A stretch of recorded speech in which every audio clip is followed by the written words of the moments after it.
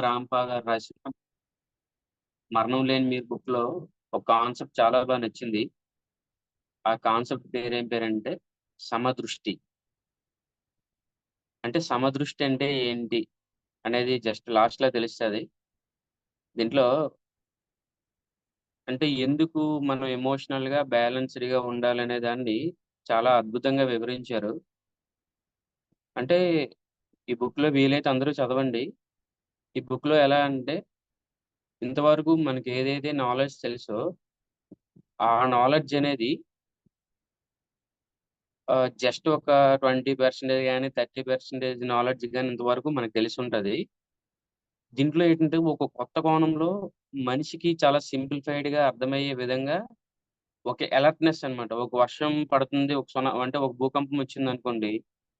ఏ విధంగా అయితే అలర్ట్ చేస్తారో, లేకపోతే ఒక సునామీ వచ్చేటప్పుడు ఏ విధంగా అయితే అలర్ట్ చేస్తారో, అలర్ట్ చేసేటప్పుడు మనం ఏం చేస్తాం ఖచ్చితంగా కూడా, ఆ ప్రికాషన్స్ ఏవైతే ఉన్నాయో, ఆ ప్రికాషన్స్ మనం తీసుకుంటాం. ఎంతవరకు ఎందుకు ధ్యానం చేయాలి? ఎందుకు శాంతంగా ఉండాలి? ఎందుకు ఎమోషన్స్‌ని బాగా హెవీగా తీసుకోకూడదు? అలా తీసుకుంటే ఏం జరుగుతదనేది చాలా అద్భుతంగా వివరించి చెప్పారు. ఈ సందృష్టి అనే కాన్సెప్ట్‌లో ఆహ్, అంటే గురువుగారు ఎప్పుడు కూడా మధ్య మార్గం అనే దాన్ని ఎందుకు చెప్తారంటే, అసలు మధ్య మార్గం అంటే ఏంటి? అంటే మధ్య మార్గం అంటే ఫిజికల్ లైఫు, స్పిరిచ్యువల్ లైఫేనా? లేకపోతే ఇంకేమైనా ఉందా? అనే కోణంలోని చాలా బాగా ఎక్స్‌ప్లెయిన్ చేశారు. సింప్లిఫైడ్‌గా ఫస్ట్ కొంచెం స్టార్టింగ్ మనం బేసిక్‌గా మాట్లాడుకుందాం. మనం ఆలోచించే ప్రతి ఆలోచనలకి కూడా కొంత శక్తి ఉంటది. ఆ శక్తిని మనం ఏమనుకుంటాం, బాగా కొంచెం సైంటిఫికల్‌గా నాలెడ్జ్ ఉన్నవాళ్ళైతే, మన బాడీ చుట్టూ ఏదైతే శక్తి క్షేత్రం ఉందో, ఆ శక్తి క్షేత్రాన్ని మనం ఎలక్ట్రోమాగ్నెటిక్ వేవ్స్ అని అంటాం. అంటే మన మెదడులో జరిగే రసాయనిక చర్యల వలన ఏమవుతదంటే, కరెంట్ అనేది ఉత్పత్తి అవుద్ది. అంటే ఇప్పుడు మనం ఇంట్లో ఉండే కరెంట్ ఏదైతే ఉందో, మనం ఇంట్లో ఉండే కరెంట్ ప్రతి హౌస్ హోల్డ్‌కి కూడా 240 వోల్ట్స్ వస్తది. హ్యూమన్ బాడీలో మనం అటువంటి పరికరాలుంటే మన హ్యూమన్ బాడీలో ఉండే విద్యుత్ శక్తిని కొలవగలిగితే అది ఏంటంటే 10 milli volts of electrical voltage ఉంటదనమాట. అంటే మన మైండ్‌లో, మనలో ఏవైతే రసాయనిక చర్యలు జరుగుతాయో, రసాయనిక చర్యలు జరిగిన ప్రతిసారి కూడా మన మైండ్ నుంచి ఒక విద్యుత్ శక్తి ప్రవాహం అనేది ఏర్పడి, ఆ విద్యుత్ శక్తి ప్రవాహం అనేది శరీరం అంతా కూడా ప్రయాణిస్తది. ఇప్పుడు నేను మాట్లాడాలి అని అనుకునేటప్పుడు ఏదైతే నేను అనుకుంటున్నానో, ఆ అనుకునేటప్పుడు ఆ మెదడులో ఆ దాన్ని రిసీవ్ చేసుకొని, మెదడు నుంచి ఒక రసాయనిక చర్య జరిగి, ఆ రసాయనిక చర్య వలన ఇప్పుడేమవుతున్నానంటే, నేనేదైతే అనుకున్నానో ఆ పని నేను చేయగలుగుతున్నాను. ఒక కాలు కదపాలన్నా, ఒక చెయ్యి కదపాలన్నా, లేపోతే మనం ఏం చెయ్యాలన్నా సరే, ఆ మెదడులో ఏదైతే ఆ రసాయనిక చర్యలు ఉన్నాయో, ఆ రసాయనిక చర్యలు జరిగి, ఆ రసాయనిక చర్యల ద్వారా విడుదలయ్యే కరెంట్ ఏదైతే ఉందో, ఆ కరెంట్ వలన బాడీలో ఉన్న అవయవాల్ని నువ్వు ఆలోచించే విధంగా కలపగలుగుతున్నావు. అంటే ఇక్కడేంటి నీ మెదడనేది ఒక కమాండ్ కంట్రోల్. నీ మెదడనేదేంటి ఒక కమాండ్ కంట్రోల్. మెదడుకు ఎవరిచ్చారు ఆలోచన? మెదడనేది కమాండ్ కంట్రోల్ రూమ్ అయితే దాన్ని ఆపరేట్ చేసే వాళ్ళొకళ్ళుండాలి కదా! దాన్ని ఆపరేట్ చేసేదేంటంటే మన ఆలోచనలు. మెదడనేది ఒక కమాండ్ కంట్రోల్ రూమ్. దాన్ని ఆపరేట్ చేసి దాన్ని అంటే సీటింగ్ పొజిషన్‌లో ఎవరిని కూర్చొనిబెట్టామంటే మనసుని కూర్చొనిబెట్టాం. అంటే నువ్వేదైతే ఆలోచిస్తున్నావో, నీ ఆలోచనకు తగ్గట్టు నీ కమాండ్ కంట్రోల్ రూమ్ అంటే ఒక వార్‌లో ఒక కమాండ్ కంట్రోల్ రూమ్ ఉండేటప్పుడు ఏమవుద్ది? హైయర్ అఫీషియల్స్ ఏదైతే ఆజ్ఞలు జారీ చేస్తారో, ఆ ఆజ్ఞలు జారీ చేసిన దాన్ని ఆ రిమైనింగ్ ఉన్న పర్సన్స్ ఎవరైతే ఉన్నారో వాళ్ళందరూ కూడా యుద్ధంలో ఆచరిస్తారు. అంతే కదా! ఒక మేజర్ ఏది చెప్తే కదా! అదే వాళ్ళు అందరూ పాటించి యుద్ధాన్ని చేయాలా? లేకపోతే ఏ వైపు వెళ్ళాలి? లేకపోతే ఏం చేయాలి? ఏ వెపన్స్ వాడాలి? ఏంటన్నది వీళ్ళేదైతే ఆదేశాలిస్తారో, ఆ ఆదేశాలకు అనుగుణంగా అక్కడ వార్ జరుగుతూ ఉంటది. ప్రతి మనిషిలో కూడా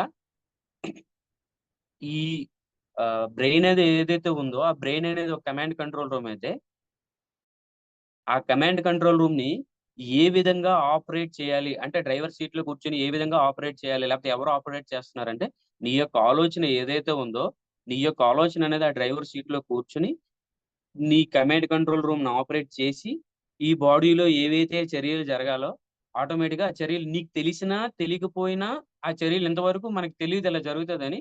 నీకు తెలిసినా, తెలియకపోయినా ఈ చర్యలు ఆటోమేటిక్‌గా జరుగుతూ ఉంటాయన్నమాట. అంటే దీన్ని బట్టి ఏమర్థమైంది? మన మెదడులో జరిగే క్రియ వల్ల కూడా మనలో సమ్ టైప్ ఆఫ్ అంటే కొంత ప్రేరణ మేరకు విద్యుత్ అనేది జనరేట్ అవుద్ది. ఇప్పుడు చూసారా మనం ఆరాలంటాం. ప్రతి మనిషికి కూడా శరీరం చుట్టూ ఆరా ఉంటది. అది ఇప్పుడు మనం గార్డ్స్‌లోని పసుపు కలర్‌లో ఉన్నది చూస్తాం. ఇప్పుడు ఆరా స్కానింగ్ మెషిన్స్ వచ్చాయి. ఆరా థెరపీస్ వచ్చాయి. ఇవన్నీ కూడా ఎలా వర్క్ అవుతున్నాయంటే, నీ మెదడులో జనరేట్ అయ్యే కరెంట్స్ ఏవైతే ఉన్నాయో, ఆ కరెంట్ వల్ల ఏమవుతదంటే, నీ శరీరం చుట్టూ ఒక వలయం ఏర్పడతది. ఒక ఏంటి నార్త్ పోల్, సౌత్ పోల్ చుట్టూ ఒక, ఒక మాగ్నెట్‌ని తీసుకొని దాని చుట్టూ ఇనప రవ్వలు గాని ఏసినట్టయితే, అదేమవుతది ఒక తరంగాల రూపంలో ఒక షేప్‌ని క్రియేట్ చేస్తది. ఒక ఉల్లిపాయ షేప్ లాంటిది క్రియేట్ చేస్తది. అదే విధంగా నీ బాడీలో ప్రతి పార్ట్ ఇప్పుడు తల నుంచి కాళ్ళు, వేళ్ళ వరకు కూడా నీ మెదడులో జనరేట్ అయ్యే కరెంట్ ఏదైతే ఉందో, ఆ కరెంట్ వలన, ఆ విద్యుత్ శక్తి వలన నీ శరీరంలో 1/8 వంతు నుంచి 2 అంగుళాల వరకు ఒక, ఒక లేయర్ ఏర్పడతది. ఒక లేయర్ ఏర్పడతదనమాట. అంటే ఏమవుతది? ఈ కరెంట్ ఎప్పుడైతే ప్రవహిస్తదో, ఆ కరెంట్ ప్రవహించేటప్పుడు బాడీలో ప్రతి పార్ట్‌కి కూడా ఆరా అనేది ఏర్పడడం జరుగుతది. ఇప్పుడు మనం చాలా వరకు చూసినట్టయితే, ఒక పాడైపోయిన స్తంభాల దగ్గరికి వెళ్ళేటప్పుడు, ఆ వైర్ల దగ్గర ఇజ్ అని సౌండొచ్చి అక్కడ ఏంటంటే ఒక నాయిస్ లాగా ఒక బ్లూ కలరు కరెంట్ లాగా మనకెప్పుడు కనబడుతుంటది. ఎప్పుడైనా ట్రాన్స్‌ఫార్మర్‌ల దగ్గరికి ఎళ్లి అబ్జర్వ్ చేయడం ప్రయత్నించండి. అక్కడ ఏమవుతదంటే దాన్ని కరోనా ఎఫెక్ట్ అని అంటాము బేసికల్‌గా. ఆ చుట్టూ వైర్ చుట్టూ ఉండే గాలనేది ఆ ఎలక్ట్రిసిటీకి అయనోజ్ అయిపోయి అది ఆ రూపంలో కనబడతది. ఇప్పుడు మన బాడీలో ఏవైతే విద్యుత్ తరంగాలున్నాయో, మెదడు నుంచి ఉత్పత్తయ్యే విద్యుత్ తరంగాలున్నాయో, ఆ విద్యుత్ తరంగాలనేవి జనరేట్ అయ్యేటప్పుడు అంటే ఇక్కడి నుంచి ఆజ్ఞ స్టార్ట్ అయ్యి మన బాడీలో ఏ పార్ట్ మూవ్ అవ్వాలన్నా సంథింగ్ మనం ఏదైనా ఆలోచించేటప్పుడు కొన్ని చర్యలు మనకు తెలీవు. గుండె కొట్టుకోవడాన్ని మనం శాసించలేము. రక్త ప్రసరణని మనం శాసించలేము. ఇవన్నీ మన ఆధీనంలో లేకన్నా మన సోలాధీనంలో జరుగుతుంటాయి. కానీ నువ్వేదైనా పని చెయ్యాలన్నా లేపోతే ఆహ్, ఏదైనా పని చేయాలన్నా, లేపోతే ఎవరితోని మాట్లాడాలన్నా, ఏం చేయాలన్నా సరే, ఆ ఆదేశాల్ని ఇంటెన్షనల్‌గా మనం ఏం చేస్తామంటే, మన మైండ్‌కిస్తాం. ఇక్కడి నుంచి ఒక విలేజ్ ఎళ్ళాలి. అక్కడికి 1 కేఎం. అంటే నడవడానికి ఏం చేస్తున్నాం? మన మైండ్‌కి ముందు ఒక ఆజ్ఞని జారీ చేస్తున్నాం నడుద్దామని. దానివల్ల ఏమవుతదంటే, నీ మెదడులో జనరేట్ అయ్యే కరెంట్ ఏదైతే ఉందో, ఆ నడవడానికి కావాల్సిన ప్రేరణ అనేది ఇస్తది. ఓకే. అది అక్కడితోని అయిపోయింది కదా! అంటే దీన్ని బట్టి మనకేం తెలిసిందంటే ప్రతి మనిషి చుట్టూ కూడా ఒక వలయంలో ఒక విద్యుత్ క్షేత్రం అనేది ఎప్పుడూ ఉంటది. దాన్నే మనం ఆరా అంటాం. ఎప్పుడు కూడా విద్యుత్ క్షేత్రం ఉంటూనే ఉంటది. మనకు తెలిసినా, తెలియకపోయినా విద్యుత్ క్షేత్రం అనేది ఉంటూనే ఉంటది. ఓకే. అంటే మనిషి యొక్క ఆరా అనేది విద్యుత్ తరంగాల యొక్క కలయిక. అంటే నువ్వు ఏ విధంగా అయితే ఆలోచిస్తావో, అదే విధమైన కరెంట్స్ అనేవి నీ శరీరంలో పాస్ అయ్యి, దానికి అనుగుణంగా మనకి ఆరా అనేది ఏర్పడడం జరుగుతది. ఫస్ట్ పాయింట్ అదయిపోయింది కదా! ఇప్పుడు ఏదైనా ఒక పార్ట్ గాని ఒక యాక్సిడెంట్ అయింది. ఒక యాక్సిడెంట్ అయ్యేటప్పుడు ఒక పర్సన్స్‌కి కాలు గాని, చెయ్యి గాని ఇరిగిపోయిందనుకోండి. ఇరిగిపోయేటప్పుడు ఆ పుండు మానేటప్పుడు ఏదైతే పార్ట్ ఉందో, ఆ పార్ట్ చివరని మనకు తెలిసినా తెలియకపోయినా వాళ్ళు ఎలక్ట్రోడ్స్ అనేవి అమరుస్తారంట. ఈ ఎలక్ట్రోడ్స్ అనేవేంటంటే విద్యుత్తు ఆహ్, ఆహ్, తే అదే తరంగాలు ఏవైతే ఉన్నాయో, ఆ విద్యుత్ తరంగాల్ని ఆ ఎలక్ట్రోడ్స్ రిసీవ్ చేసుకుంటాయి. ఇంతకుముందు బ్రెయిన్ నుంచి కాళ్ళు కదపాలి అనేటప్పుడు బ్రెయిన్ నుంచి రిలీవ్ అయ్యే ఆ విద్యుత్ తరంగం ఏదైతే ఉందో, ఆ విద్యుత్ తరంగం పాస్ అయ్యి ఆ ఎలక్ట్రోడ్‌కి రీచ్ అవుతది. ఇప్పుడు ఆ పుండు ఎప్పుడైతే మానుతదో, ఆ పుండు మానేటప్పుడు ఏమవుతదంటే, ఏదైతే ఆర్టిఫిషియల్ ఇప్పుడు ఏఐ టెక్నాలజీని యూజ్ చేసి మనం ఏదైతే ఆలోచిస్తామో, ఇప్పుడు కొత్తగా 1970 నుంచే 1980 నుంచి రీసెర్చ్ అవుతుంది. చాలా వరకు సైంటిస్టులు దాంట్లో కూడా సక్సెస్ అయ్యారు. మన మెదడు నుంచి రిలీవ్ అయ్యే ఆ కిరణాల్ని ఏదైతే బాడీ పార్ట్ అయిపోయిందో, ఆ బాడీ పాడైపోయేటప్పుడు రిమూవ్ చేశారో, ఆ లాస్ట్‌లో ఉండే పార్టు ఆ కిరణాల్ని అంటే మైండ్ నుంచి రిలీవ్ అయ్యే ఆ వేవ్స్‌ని ఆ ఎలక్ట్రోడ్స్ రిసీవ్ చేసుకుంటే, ఇప్పుడు ఏదైతే ఆర్టిఫిషియల్‌గా వీరు ఒక పార్ట్‌ని తగిలించేటప్పుడు ఒక చెయ్యి అనుకోండి. ఆ చెయ్యికి ఒక సంథింగ్ ఒక మొండెం వరకు ఆహ్, ఆహ్, చెయ్యి కట్ అయిందనుకోండి ఇంతవరకు. ఇక్కడ ఏఐతో చేసిన ఒక ఆర్టిఫిషియల్ ఇన్‌స్ట్రుమెంట్‌ని అమర్చేటప్పుడు, ఇక్కడ ఏవైతే ఎలక్ట్రోడ్స్ ఉంటాయో, ఆ ఆర్టిఫిషియల్ గా తయారు చేసిన హ్మ్. ఆ చెయ్యిలో గాని, కాళ్ళలో గాని వాటికి కూడా 2 ఎలక్ట్రోడ్స్ ఉంటాయన్నమాట. ఇప్పుడు మెదడు నుంచి ఏదైతే రసాయనిక చర్య ద్వారా రిలీజ్ అయిన ఆ శక్తిని ఏదైతే ఉందో, ఆ ఎలక్ట్రోడ్స్ రిసీవ్ చేసుకొని, ఆ ఎలక్ట్రోడ్స్ ఆర్టిఫిషియల్‌గా ఏదైతే మేక్ చేసే ఐటెమ్ పెడతామో, ఆ ఐటెమ్ స్టార్టింగ్‌లో 2 ఎలక్ట్రోడ్స్ ఉంటాయి. ఈ ఎలక్ట్రోడ్స్ ఆ సిగ్నల్ ఈ ఎలక్ట్రోడ్స్‌కి ఇవ్వడం వలన దీంట్లో రకరకాల మోటార్సు కొంచెం ఆ సిగ్నల్ యొక్క సివియారిటీని పెంచి ఇప్పుడు ఏదైతే ఆర్టిఫిషియల్ హ్యాండ్ అని నేను తగిలించాననుకోండి, దాంట్లో ఉన్న మెషిన్స్‌కి ఒక ప్రేరణ లాంటిదిచ్చి, ఆ ప్రేరణ అనేది మరికొంచెం ఉధృతం చేసి, ఆ చెయ్యిని కదిలించడానికి అవకాశం ఉండే విధంగా ఇప్పుడు ఆల్రెడీ కొన్ని టెక్నాలజీస్ వచ్చాయి. ఆల్రెడీ ఇప్పుడు కొన్ని వేట్లుగా వర్క్ అవుతున్నాయి. దాని మీద చాలా పురోగతి సాధించారని చెప్తున్నారనమాట. అంటే నీ శరీరంలో ఏం జరిగినా, అంటే నువ్వేం ఆలోచించినా, నువ్వు ఆలోచించే ప్రతి ఆలోచనకి కూడా ఉండే శక్తి అనేది నీ శరీరంలో ఉన్న బాడీ పార్ట్స్ మీద అది శాసిస్తుంది. నీ శరీరంలో ఉండే బాడీ పార్ట్స్ మీద అదేం చేస్తుంది? శాసిస్తుంది. ఒక మూవ్ చేయాలంటే నువ్వేదైతే ఆలోచించావో దాని ద్వారా ఉత్పత్తయ్యే కరెంట్ ఏదైతే ఉందో, ఆ కరెంట్ అనేది ఇప్పుడు నా చెయ్యి మూవ్ చేయడానికి ఒక ప్రేరణ కలిగించింది. అంటే నువ్వు ఆలోచించే ప్రతి ఆలోచనకి కూడా విద్యుత్ శక్తి జనరేట్ అయ్యేటప్పుడు, ప్రతి పార్ట్ గూడా మూవ్ అయ్యేటప్పుడు మన ఆలోచనలు ఏ విధంగా ఉండాలి? ఇప్పుడు దీనికి మంచి ఎగ్జాంపుల్ ఏం చెప్తారంటే, హ్మ్. ఇప్పుడు మనకి ఇంట్లో ప్రతి ఒక్కరికి తెలుసు ఎలక్ట్రిసిటీ ఉంది. మనకి ఇంట్లో బల్బులున్నాయి, లేపోతే ఫ్యాన్స్ ఉన్నాయి, ట్యూబ్ లైట్స్ ఉన్నాయి, ఏసీలున్నాయి. ఆహ్, ఇంకా దీనికి మనం ఏం చేస్తాం? పల్లెటూరులో చాలా వరకైతే వోల్టేజ్ డ్రాప్స్ ఎక్కువుంటాయి. వోల్టేజ్ డ్రాప్స్ ఎక్కువగా ఉండేటప్పుడు మనం ఏం చేస్తాం? స్టెబిలైజర్స్ వాడతాం. అవునా? కాదా? స్టెబిలైజర్స్ ఎందుకు వాడతాం? ఎలక్ట్రిసిటీ ఫ్లక్చుయేషన్స్ ఏవైతే ఉన్నాయో, ఆ ఎలక్ట్రిసిటీ ఫ్లక్చుయేషన్స్ తట్టుకునే విధంగా ఆ స్టెబిలైజర్ డిజైన్ చేయబడతది. ఆ డిజైన్ చేయబడేటప్పుడు ఆ కరెంట్‌లో హెచ్చు తగ్గులు ఎక్కువ గాని, తక్కువ గాని జరిగేటప్పుడు హెచ్చు తగ్గులు ఏవైతే ఉన్నాయో, ఆ హెచ్చు తగ్గుల్ని తట్టుకునే విధంగా ఆ స్టెబిలైజర్ డిజైన్ చేయబడింది. ఈ ఫ్రిడ్జ్ ఏదైతే ఉందో, ఫ్రిడ్జ్ అనేదేంటి 220 వోల్ట్స్ నుంచి 240 వోల్ట్స్ వరకు చాలా స్టేబుల్‌గా ఉంటది. లేకపోతే 200 వోల్ట్స్ మన ఇంటికి అంటే నేను కరెంట్ ఎలక్ట్రిసిటీ గురించి చెప్తున్నాను కాదు. మామూలు బేసికల్లీ చాలా నీట్‌గా అర్థం చేసుకొని మన ఇంట్లో వచ్చే కరెంట్‌కి వోల్టేజ్ ఎంతుంటదంటే 240 వోల్ట్స్ ఉంటదనమాట.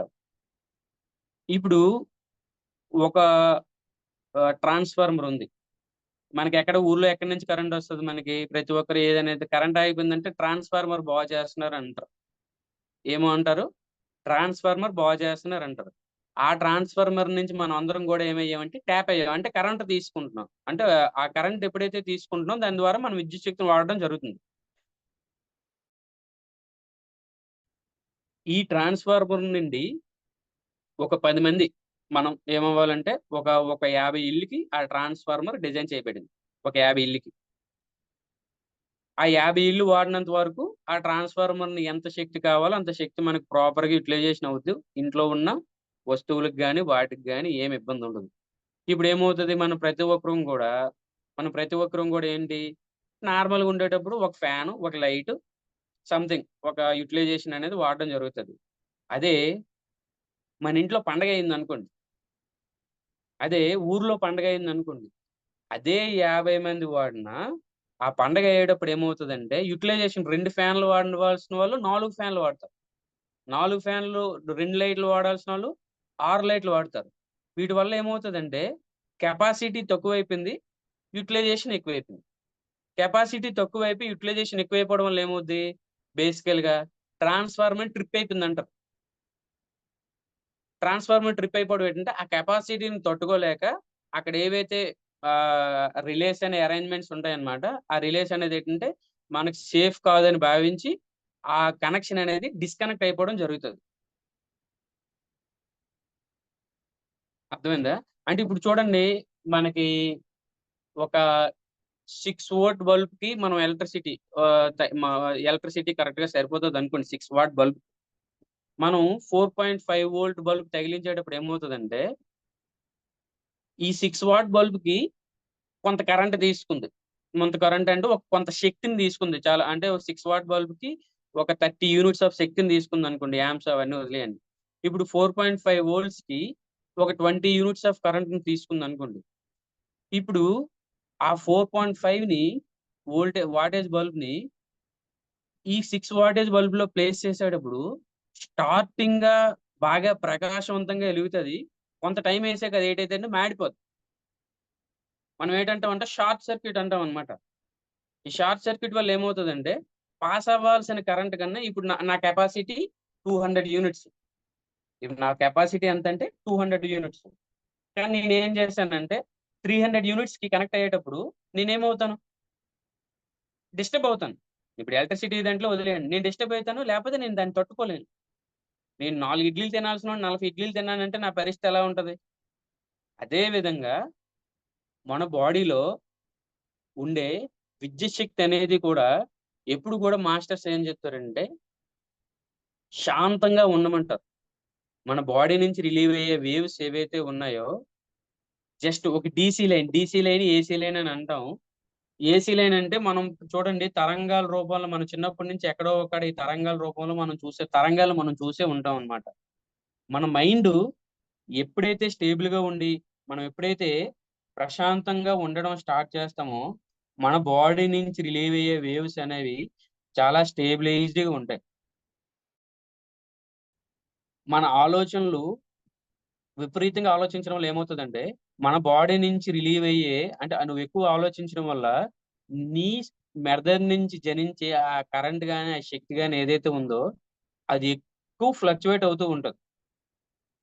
ఇప్పుడు మనమే కదా ఎలక్ట్రోమాగ్నెటిక్ వేవ్స్ మన చుట్టూ ఉంటాయని చెప్పాము. మనం ఏదైతే ఆలోచిస్తామో, మనం ఆలోచించిన దాన్ని బట్టి మన మెదడు రిసీవ్ చేసుకొని దాంట్లో విద్యుత్ శక్తిని తయారు చేయడం జరుగుతదని మనం చెప్పాం. ఇప్పుడు మనకి ఒక 10 మిల్లీ వోల్ట్సో 100 మిల్లీ యాంప్స్ వరకు 0.1 యాంప్స్ కరెంట్ వరకు మన శరీరాన్ని మనం ఒక వైర్‌ని 0.1 యాంప్స్ కరెంట్ ఫ్లో అయ్యే వైర్‌ని మనం పట్టుకోగలిగితే, మనం షాక్‌గా ఫీల్ అవ్వం. ఎందుకంటే, నీ శరీరం ఆ కరెంట్ వరకు అది విథిస్టాండ్ చేయగలదు. అదే మనం వెళ్లి ఒక హై వోల్టేజ్ లైన్ పట్టుకున్నామనుకోండి, ఉన్నట్టు ఉంటాం. అలా మనిషి ఏమైపోతాడు? బూడిదైపోతాడు. ఏమవుతాడు మనిషి? బూడిదైపోతాడు. అంటే ఇక్కడ వీళ్ళేం చెప్పదలుచుకున్నారంటే, నువ్వెప్పుడైతే నీ ప్రశాంతతను కోల్పోతావో, నీ ప్రశాంతత కోల్పోయేటప్పుడు మైండ్‌లో నీ ఆలోచనలు ఎప్పుడైతే దాని యొక్క ఉధృతి పెరుగుతదో, ఆ ఉధృతి పెరిగేటప్పుడు ఆ ఆలోచనల్ని నీ మైండ్ ఎప్పుడైతే రిసీవ్ చేసుకునేటప్పుడు ఆ మైండ్ నుంచి జరిగే రసాయన చర్య వల్ల ఏదైతే ఉత్పత్తయ్యే ఆ విద్యుత్ శక్తి ఉంటదో, ఆ విద్యుత్ శక్తి అనేది ఈ శరీర అవయవాల్లోకి పాస్ అవుతది. ఆ శరీర అవయవాల్లోకి పాస్ అయ్యేటప్పుడు కావాల్సిన దానికన్నా ఎక్కువ పాస్ అయ్యేటప్పుడు ఏదైతే షార్ట్ సర్క్యూట్ అయిపోయి ఒక హై వోల్టేజ్ లైన్ పట్టుకునేటప్పుడు మన శరీరం ఎలాగైతే మాడి మెస్ అయిపోతామో, రకరకాలమైన ఆలోచనల వలన, దుఃఖం వలన, లేపోతే ఆహ్, ఒక ఉద్వేగమైన అంటే ఎక్కువ మనం కొన్ని సార్లు ఉద్వేగం చెందిపోతుంటాం. ఆహ్, ఎలా అంటే విపరీతమైన ఫెయిల్యూర్స్ వలన, నిరాశ వలన, నిస్పృహ వలన నువ్వేదైతే ఆలోచిస్తావో, ఆ ఆలోచించే ఆలోచన వలన అక్కడ కంట్రోల్‌నెస్ ఉండదు. ఆలోచన వలన రిపీటెడ్‌గా ఆలోచించడం వలన, ఆ రసాయనిక చర్యలనేవి నీ యొక్క బ్రెయిన్‌లో జరిగి, ఒక రకమైన చర్య జరిగి, ఆ చర్య ద్వారా ఏదైతే శక్తి జనరేట్ అవుతదో, ఆ శక్తి అనేది శరీరం అంతటా గూడా ప్రవహించడం జరుగుతదంట. ఆ శరీరం అంతా ప్రవహించేటప్పుడు ఆ ఏదైతే శక్తి ఉందో మన శరీరంలో ఉన్న అవయవాల చుట్టూ కమ్మేస్తది. కొంత టైం అయ్యేసరికి ఆ అవయవాల చుట్టూ కమ్మేయడం కాకన్నా, ఆ అవయవాల్లో కూడా ఆ శక్తి ప్రవహించడం స్టార్ట్ చేసి, అక్కడ ఆ శరీర అవయవాలనేవి పాడైపోవడం జరుగుతది. విపరీతమైన దుఃఖంతోను, విపరీతమైన నిరాశ, నిస్పృహలతోని ఉండటం వల్ల ఏమవుతది అనంటే లివర్‌కి సంబంధించిన ప్రాబ్లమ్సు, పిత్తాశయానికి సంబంధించిన ప్రాబ్లమ్సు ఇవి ఏర్పడి ఆ బాడీ పార్ట్స్ అనేవి డ్యామేజ్ అవ్వడం జరుగుతదండి. నువ్వు ఆర్టిఫిషియల్‌గా ఒక వైర్‌ని పట్టుకుంటే షాక్ కొడతది. జీయ్యమని ఒక 2 నిమిషాలు, 3 నిమిషాలు లాగుతది.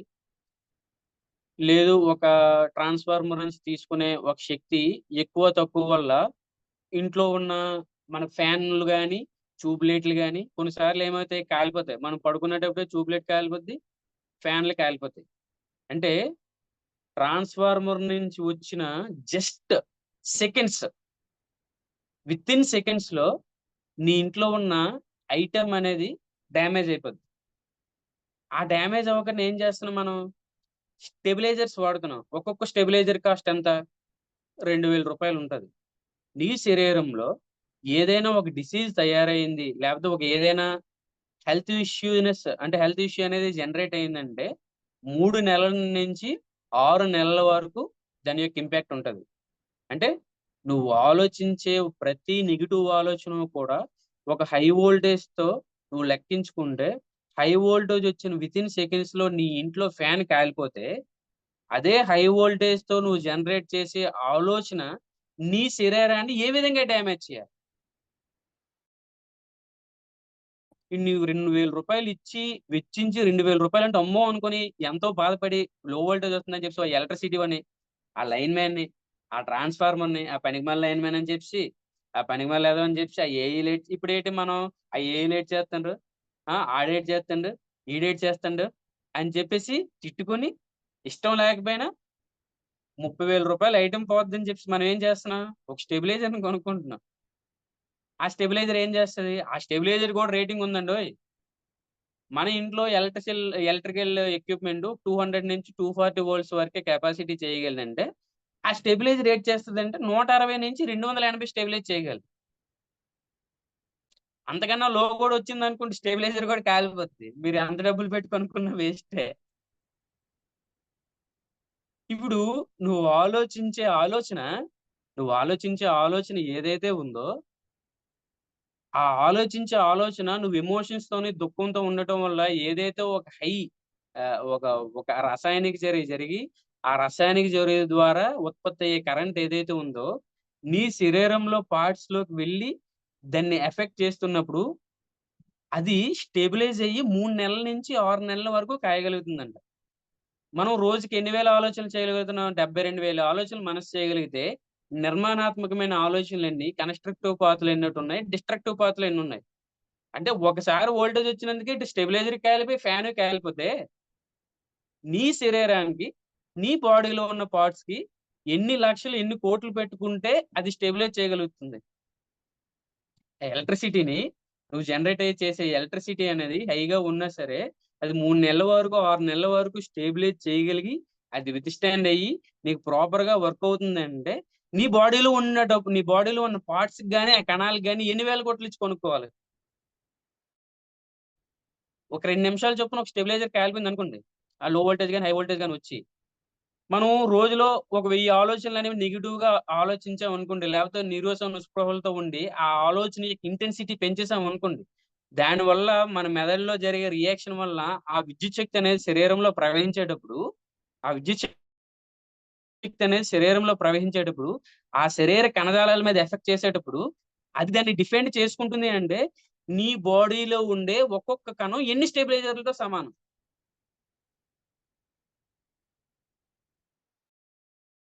ఎవరైనా మాటాడండి? నీ బాడీలో ఉండే ఒక్కొక్క కణం సమానం. 3 నెలల నుంచి 6 నెలల వరకు అది విత్‌స్టాండ్ అయ్యి అప్పటికి కూడా తను తట్టుకోలేనప్పుడు తన నిజ స్వరూపాన్ని కోల్పోయి సిక్‌గా తయారవుతుంది. నువ్వు హ్యూమన్ మేడ్‌గా నీకున్న టెక్నాలజీతోని, నీకున్న నాలెడ్జ్‌తోని, నీకున్న డబ్బులతోని, నీకున్న నీడ్స్‌తోని నువ్వు స్టెబిలైజర్ కొనుక్కున్నావు. ఆ స్టెబిలైజర్ ఎంత వరకు వచ్చింది? 160, 200 వోల్ట్స్ వరకు ఫ్రిడ్జ్ తట్టుకోగలదు. దానికి తగిలించిన స్టెబిలైజర్ 160. ఒక 130 వోల్టేజ్ వచ్చిందనుకోండి, స్టెబిలైజర్ పోయే, ఫ్రిడ్జ్ పోయే, గోవింద గోవింద. నువ్వు బాడీలో నిస్పృహలతో ఉండు. ఒకటి కంపేర్ చేసాడనో, ఒకటి తిట్టాడనో, అమ్మన్నదనో, నాన్నన్నదనో, పరిస్థితులు నిందించి కెరీర్ ఫెయిల్ అయిపోయిందని, వీటన్నిటిని ఆలోచించి, ఆలోచించి, ఆలోచించి, ఆలోచించి ఆ విద్యుత్ శక్తి ప్రవాహాన్ని ఫ్లక్చువేట్. ఇప్పుడు చూడండి, మనకి పూర్వం ఈసీజీలోని మనం డాక్టర్లు చూసినట్టయితే ఇలా వేవ్స్ ఫ్లక్చువేట్ అయితాయి. అంటే నీ బాడీలో కణం 10 మిల్లీ వోల్ట్స్ ఆఫ్ ఎనర్జీని తీసుకోగలిగితే, నువ్వు ఆలోచించి, ఆలోచించి ప్రతి నిమిషం, ప్రతి సెకండ్ కూడా 100 మిల్లీ వోల్ట్స్ ఆఫ్ ఎనర్జీ ఇచ్చినది కూడా, అది డిసీజ్‌ని, అది బాడీ పోయిన ఆ పార్ట్ పోయినట్టు గాని, లేపోతే దాని యొక్క ఇంపాక్ట్ గాని నీకు వెంటనే చూపించడం లేదు. ఒక 2 నెలల్లో, 3 నెలల్లో, ఒక 10 రోజులో, 20 రోజులో, 40 రోజుల్లో తట్టుకొని అప్పటికి కూడా తట్టుకోకపోతే అక్కడ మనకి సిక్ అనేది మళ్ళీ మనం డాక్టర్ ప్రికాషన్స్ తీసుకోవడం గాని, అప్పుడు తగ్గకపోతే మనం ధ్యానం చేయడం గాని, దాని యొక్క ఇంపార్టెన్స్ నేను మళ్ళీ చెప్తాను. దీంట్లోనే చెప్తాను. ఇవన్నీ ఎందుకు జరుగుతుంది?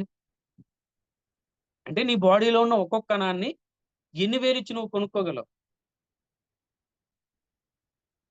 అంటే ఇదంతా ఏ విధంగా జరుగుతుంది? అందుకే గురువుగారి దగ్గరికి నేనెప్పుడు కూడా సార్ మాట్లాడేటప్పుడు ఎప్పుడు ఒకటే విన్నాను. "సార్, అనారోగ్య సమస్యలతో ఉన్నాను. ధ్యానం చెయ్యవయ్యా." "సార్, నేను సూసైడ్ చేసుకోవాలనుకుంటున్నాను సార్" అంటే, "ధ్యానం చెయ్యవయ్యా." "సార్, నాకు పిల్లలు లేరు." "ధ్యానం చెయ్యి." "సార్, నాకు ఉద్యోగం లేదు." "ధ్యానం చెయ్యి." ఎందుకు అంతలా చెప్పారని నేనెప్పుడు ఆశ్చర్యపోతుండేవాడిని నాకర్థమైనా. ఈ కాన్సెప్ట్ చదివిన తర్వాత మనకు ప్రతి ఒక్కరికి తెలుసు శాంతంగా ఉండాలి, ఎక్కువ ఆలోచించకూడదు. ఆ! నా ధ్యానంలో ప్రతిసారి గూడా సంస్థితిలో ఉండాలి. హ్మ్. ఇవన్నీ ఎందుకొచ్చాయి? ఎలా వచ్చాయి? అంటే నువ్వేదైతే ఉధృతంగా ఆలోచించే ప్రతి ఆలోచన కూడా నీ శరీరంలో ఉన్న అణువుల్ని కొలాప్స్ చేస్తది. అందుకే చూడండి, మనం ఎక్కువగా నవ్వినా సరే ఏటంటారు ఇంట్లోని, "ఈరోజు ఈడికి ఏదో ఒకటి మూడిందిరయ్యా." అంటే అతిగా సంతోషమైనా పనికిరాదు. అతిగా దుఃఖమైనా పనికిరాదు. అతిగా సంతోషపడినా ఇబ్బందే. అతిగా దుఃఖం పడినా ఇబ్బంది. అందుకే కాన్సెప్ట్. వస్తే రాని, పోతే పోని. నువ్వు సమస్థితిలో ఉండవయ్యా. వచ్చిందని సంబరపడకూడదు. పోయిందని బాధపడకూడదు. అంటే సంబరపడిపోయినా ఇబ్బందే. పోయినా ఇబ్బందే. వచ్చిందని సంబరపడినా ఇబ్బందే. పోయిందని ఫీల్ అయినా ఇబ్బందే. ఏం జరుగుతదంటే, నీకు తెలిసినా తెలియకపోయినా, నువ్వు యాక్సెప్ట్ చేసినా, యాక్సెప్ట్ చేయకపోయినా, నీ బాడీలో జనరేట్ అయ్యే ఆ విద్యుత్ శక్తి ఏదైతే ఉందో, ఆ విద్యుత్ శక్తి అనేది నీ యొక్క శరీరం మీద చూపెడతది. అది అలాగ విద్యుత్ శక్తి ఎక్కువై, ఎక్కువై, ఎక్కువై, ఎక్కువై ఏమవుతదంటే, ఆ శరీర బాడీ పార్ట్స్‌లో ఫస్ట్ ఫార్మ్ అయ్యి, అది ఇంకా దాని అంటే అది ఇప్పుడు మనం బాగా ఒక ఏదైనా ఒక పరిస్థితి ఒక ఫ్యామిలీలో ఉన్నామనుకోండి. ఒక 6 నెలలు, సంవత్సరం తర్వాత ఏమవుద్దంటే, మనం ఎంత మంచోళ్ళమైనా ఫ్యామిలీలో ఉన్న పరిస్థితులు, ఆ ఫ్యామిలీలో ఉన్న పర్సన్స్ లాగా అయితే మనం సెన్సిటివ్‌గా తయారవ్వడము, లేపోతే మనం ఆళ్ళ మొరటుగా తయారవ్వడము, లేపోతే వాళ్ళ మనం ఫెయిత్‌లెస్‌గా తయారవ్వడము, ఈ విధంగా జరుగుతది కదా! ఒక 3 నెల్లో, 6 నెల్లో ఒక వ్యక్తితో సహవాసం చేసేటప్పుడు తెలిసినా, తెలియకపోయినా ఆ వ్యక్తి యొక్క ఎఫెక్టు మన బ్రెయిన్ మీద పనిచేస్తది. అదే విధంగా నువ్వేదైతే ఆ విద్యుత్ శక్తి జనరేట్ అయిందో, ఆ శక్తి అనేది ఆ బాడీ పార్ట్స్ చుట్టూ చేరి, చేరి, చేరి కొన్ని రోజులయ్యేసరికి ఏమవుతదంటే, ఆ శక్తి ఆ బాడీ పార్ట్స్‌లో ఉన్న కణాల మీదకి ఎఫెక్ట్ అవ్వడం స్టార్ట్ చేస్తది. ఆ ఎఫెక్ట్ అవ్వడం స్టార్ట్ చేసి, అక్కడ ఆ ఇబ్బందనేది గురి చేస్తదనమాట. ఏమంటారంటే, బాగా భయపడినప్పుడు, బాగా దుఃఖంగా ఉన్నప్పుడు ఆహారాన్ని ఎవరికీ అందించొద్దని చెప్తారు. ఇప్పుడు బాగా ఏటంటారు, మనకి ఎవరైనా చనిపోయినప్పుడు ఏడ్చారనుకోండి, "అమ్మా! నీకు ఏడడానికైనా శక్తి ఉండాలి కదమ్మా! కొంచెం ఇగో ఈ ఓఆర్ఎస్ తాగమ్మా." అంటే నేను ఇదన్నానని కాదు. దుఃఖంగా ఉన్నోళ్ళకి ఎందుకు ఆహారం ఇవ్వకూడదంటే, దుఃఖంగా ఉండేటప్పుడు ఏమవుతదంటే, మన జీర్ణ రసాలు ఏవైతే ఉన్నాయో, ఆ జీర్ణ రసాలనేవి ఆగిపోతాయంట. బాగా దుఃఖంగా, నిరాశ, నిస్పృహలతో ఉండేటప్పుడు ఆ జీర్ణ రసాలు ఆగిపోయి, మన శరీరంలోకి ఏం తీసుకున్నా సరే, వాటికి జీర్ణించుకునే తత్వం ఉండదు. ఇప్పుడు ఓఆర్ఎస్ ఇచ్చాడు కదా అని తాగేసామనుకో తర్వాత ఎవరు ఇబ్బంది పడాలి? జ్వరం మీద కొబ్బరి నీళ్ళు తాగేసాను గానిరా అరగట్లేదు. ఆ! జ్వరం మీద ఎందుకు ఆళ్ళు అనుకుంటారు, అమ్మా ఈడు గాని తాగిపోతే ఇంతలాగా ఏడుస్తాడు. ఈడు గాని తాగకపోతే కళ్ళు తిరిగి పడిపోతాడు. పోనీ కొంచెం ఏదైనా వాటర్ ఇస్తే కనీసం ఏడడానికైనా శక్తి ఉంటది కదమ్మా అని ప్రేమ చూపెడతారు. కానీ ఆ ప్రేమ కూడా మనకు వినాశనమేనండి. ఆ! అంటే ఇప్పుడు చూడండి, బాగా నిరాశ, నిస్పృహలతో ఉన్న వాళ్ళకి, లేడీస్‌కి ఎవరికైతే ఉందో, అంటే నేను కొన్ని దీంట్లో బుక్‌లో కొంత ఇన్ఫర్మేషన్ నేను తెలుసుకున్నాను. నా ఓన్ ఎక్స్‌పీరియన్స్ నాకేదైతే అర్థమైందో, అర్థమైన థింగ్స్‌ని కొన్నిటిలిని యాడ్ చేస్తున్నాను. లోప్సాంగ్ రాంప గారు మళ్ళీ నన్ను తిడితే బాగోదు, అందుకే చెప్తున్నాను. లేడీస్‌కి గర్భ సంబంధమైన సమస్యలు. దీనివల్ల ఏమవుతదంటే, గర్భసంచిని తొలగించాలని చెప్పేసి చాలా మంది డాక్టర్‌లు ఒత్తిడి చేస్తారంట. ఇలా ఒత్తిడి చేసి, అలా ఎవరైతే పర్సన్స్ ఉన్నారో, ఆ పర్సన్స్‌కి దురదృష్టవశాత్తు ఆ పర్సన్స్ ఎవరైతే ఉన్నారో వాళ్ళకి ఆలోచన అనేది ఒక స్థిమితంగా ఉండదంట. కొన్ని రోజులయ్యేసరికి వాళ్ళు మానసిక రోగుల కింద గూడా తయారైపోతారంట. మన బాడీలో ఏదైనా మన బాడీ ఏదైనా ఒక అవయవం ఉందంటే దీని ఇంపార్టెన్స్ ఉంటది. ఏ పార్ట్‌కి కూడా దాని యొక్క ఇంపార్టెన్స్ దానికుంటది. ఆ పార్ట్ యొక్క ఇంపార్టెన్స్ అనేది మన శరీరంలో లేకపోతే భగవంతుడు మనకి ఇవ్వడు. అంటే ఆ పార్ట్‌కి ఏదైనా ఇబ్బంది కలిగింది అనంటే ఖచ్చితంగా దాన్ని బాగు చేయించుకోవడానికి ప్రయత్నించాలి తప్పించి, రిమూవ్ చేసే టెక్నాలజీలు ఇప్పుడొచ్చేసాయి. సింపుల్‌గా ఏంటంటే తీసేయండి, మరి మీకు ఈ ప్రాబ్లమ్ ఉండదు. తీసిన తర్వాత ఆ ప్రాబ్లమ్ ఉండదని నువ్వేమైనా చెప్పగలవా? ఉండేటప్పుడు నువ్వు పడే సఫరింగ్ కన్నా దాన్ని తీసేటప్పుడే దాని యొక్క సఫరింగ్స్ ఎక్కువైపోతాయి.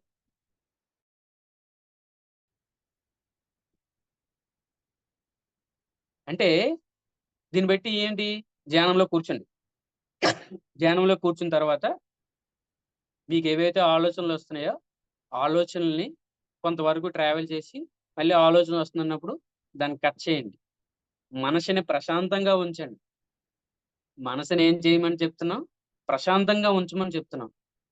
ప్రశాంతంగా ఉంచేటప్పుడు ఏమవుతదంటే, మన బాడీ నుంచి ఏవైతే ఇలా కచ్చగా జనరేట్ అయ్యే విద్యుత్ శక్తి ఏదైతే ఉందో, ఆ విద్యుత్ శక్తి కాకుండా చూడండి, ఏసీ డివైస్‌కి డీసీ కరెంట్ ఇచ్చామనుకోండి, ఆ డివైస్ అనేది పాడైపోతది.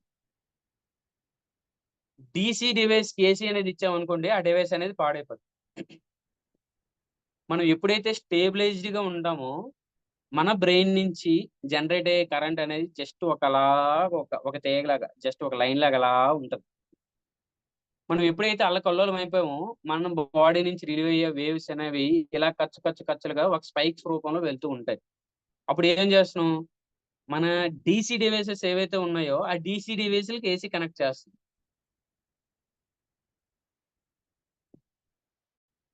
దానివల్ల ఏమవుతదంటే ఆటోమేటిక్‌గా డ్యామేజ్ అనేది జరుగుతది ఎంతో కొంత.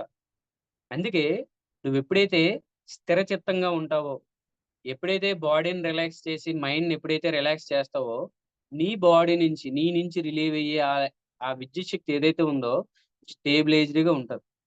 ఆ స్టేబిలైజ్డ్‌గా ఉండేటప్పుడు ఇంతకుముందు నీ నిజ స్వరూపం ఏంటి? ఆ స్టేబిలైజ్డ్‌గా ఉండే విద్యుత్ శక్తి నీ బాడీ పార్ట్స్ తీసుకోవడం, వాటి యొక్క తత్వం అది అలాగే డిజైన్ చేయబడింది. అది అలాగే డిజైన్ చేయబడింది. ఇప్పుడు అలా డిజైన్ చేయి ఒక మూడో తరగతి స్టూడెంట్‌కి ఒక ఇంటర్మీడియేట్ సిలబస్ చెప్తే, "ఒరేయ్ బాబు ఎవడు చదువుతాడు? నా వల్ల కాదని" క్లాస్ మానేత్తాడు. అదే విధంగా నువ్వు నీ బాడీలో డీసీ కరెంట్ డిజైన్ చేయబడిన దానికి ఏసీ కరెంట్ ఇచ్చేటప్పుడు, నీ బాడీలో ఉన్న పార్ట్స్ ఏంటంటే, నా వల్ల కాదని చెప్పేసి పని చేయడం మానేత్తాయి. ఏం చేస్తామండి తట్టుకోలేకపోతే? ఈ గ్రూప్‌లో మెడిటేషన్ నచ్చలేదనుకోండి, లేకపోతే సంథింగ్ ఏదైనా నచ్చలేదనుకోండి, ఏటి చేస్తారు? నెక్స్ట్ సెషన్ సింపుల్‌గా మానేస్తారు. నువ్వు ఫీలింగ్స్ ఉన్నాయి, నోటో మాటుంది. నువ్వు మానేత్తన్నావు, నువ్వు చెప్తున్నావు. అదే నీ బాడీలో పార్ట్స్ ఏం చెప్తాయి? నీ బాడీలో పార్ట్స్ ఏం చెప్తాయి? ఒక అనారోగ్య సమస్య రూపంలో అది బయటికి తీసుకురాబడతది. చూడండి, మన శరీరానికి, మనలో ఉన్న కణాలకి చాలా థాంక్స్ చెప్పుకోవాలి. వితిన్ సెకండ్స్‌లో ఏర్పడే ఆ విద్యుత్ శక్తిలో అంతరాయం గాని, అంటే హెచ్చుదలలు గాని, తగ్గుదల వల్ల ఇంట్లో ఉన్న ఎక్విప్‌మెంట్ అంతా కాలిపోతుంది. అటువంటివి కొన్ని వేల సార్లు, కొన్ని లక్షల సార్లు మన శరీరంలో ఉన్న అణువులు తట్టుకొని, అప్పటికి కూడా నా వల్ల కాదు అని అనుకునేటప్పుడు, ఆ అణువులు పనిచేయడం మానేసి రెస్ట్ మోడ్‌లో ఉండిపోతాయి. అవి కాలిపోవండి. మన శరీరంలో ఉన్న అణువులు కాలిపోవు. దాని యొక్క స్థితి ఏదైతే ఉందో ఆ నిజ స్థితి నుంచి నిద్రాణ స్థితికి వెళ్ళిపోతాయి. ఆ నిద్రాణ స్థితికి ఎప్పుడైతే వెళ్ళిపోద్దో, ఇప్పుడు కంపెనీలో 100 మంది వర్కర్స్ ఉన్నారు. ఎవరి వర్క్ వాళ్ళు చేయకపోతే ఏమవుద్ది? ఏదో ఒక విధంగా ఎక్కడో ఒకడ వర్క్ ఆగిపోతది. అదే విధంగా నీ బాడీలో ఆ పార్ట్స్ ఏవైతే ఉన్నాయో, ఆ ప్రతి పార్ట్ కూడా డీసీ కరెంట్‌కి మేడ్ అయ్యి ఉంటది. ఆ డీసీ కరెంట్‌కి మేడ్ అయ్యింది అంటే ఒక స్టేబిలైజ్డ్ వేవ్‌కి మేడ్ అయ్యి ఉంటది. ఆ స్టెబిలైజ్డ్ వేవ్ ఏమైందండి, మనం ప్రతి నిమిషం, ప్రతి సెకను ఫ్లక్చుయేటెడ్ ఎనర్జీని పంపించేటప్పుడు అది రెస్ట్ తీసుకుంటది. నా వల్ల కాదురా బాబు అని చెప్పేసి ఎప్పుడైతే రెస్ట్ తీసుకుంటదో, అది రెస్ట్ తీసుకునేటప్పుడు నీకు అనారోగ్య సమస్యల కింద రావడం జరుగుతది. అప్పుడు నువ్వు కూడా ఏటి చేస్తావు? రెస్ట్ తీసుకుంటావు.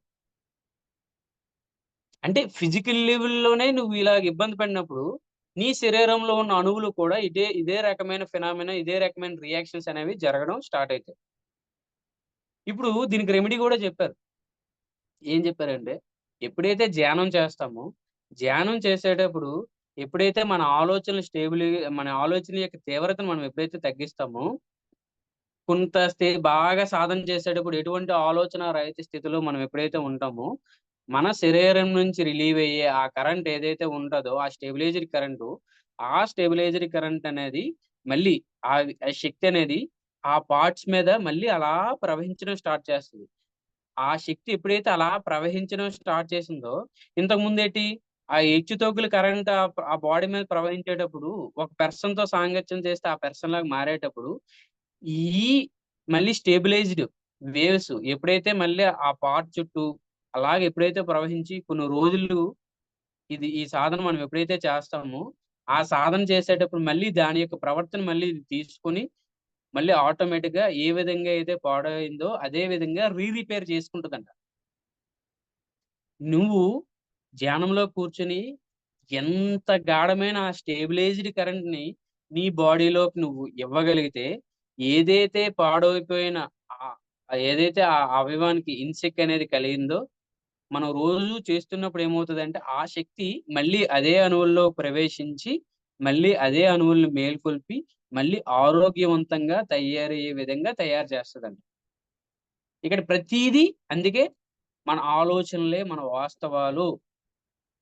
మన ఆలోచనలే మన వాస్తవాలు అని ఎందుకన్నారంటే, నువ్వేదైతే ఆలోచిస్తావో అదే నువ్వైతావు. పాడు చేసుకునే మార్గం నీ దగ్గరే ఉంది. అది నీకు తెలీదు. బాగు చేసుకునే మార్గం ఏదైనా ఉంది అంటే అది ధ్యానము. సహజ స్థితిలో చూడండి, అన్నిటికన్నా శక్తివంతమైన ధ్యానము శ్వాస మీద ధ్యాస. ఎన్నో రకాలుంటాయి. ఆ ప్రతి రకంలో కూడా ఏదో ఒక క్రియ చేయాల్సొస్తది.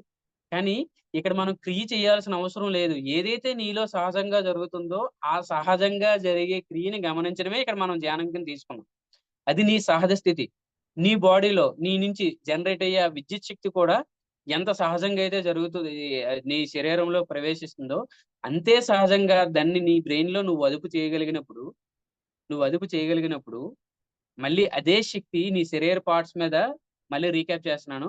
శరీర పార్ట్స్ మీద వెళ్ళి ఆ కణాల్లోకి ఎప్పుడైతే మళ్ళీ ఆ స్టెబిలైజ్డ్ కరెంట్ అనేది వెళ్ళడం స్టార్ట్ చేస్తదో, ఆటోమేటిక్‌గా పార్ట్స్ అనేవి మళ్ళీ మేల్కొల్పబడతాయి. మేల్కొల్పబడేటప్పుడు మనం ఏదైతే అనారోగ్య సమస్యనంటామో, ఆ అనారోగ్య సమస్య నుంచి బయటపడతాం.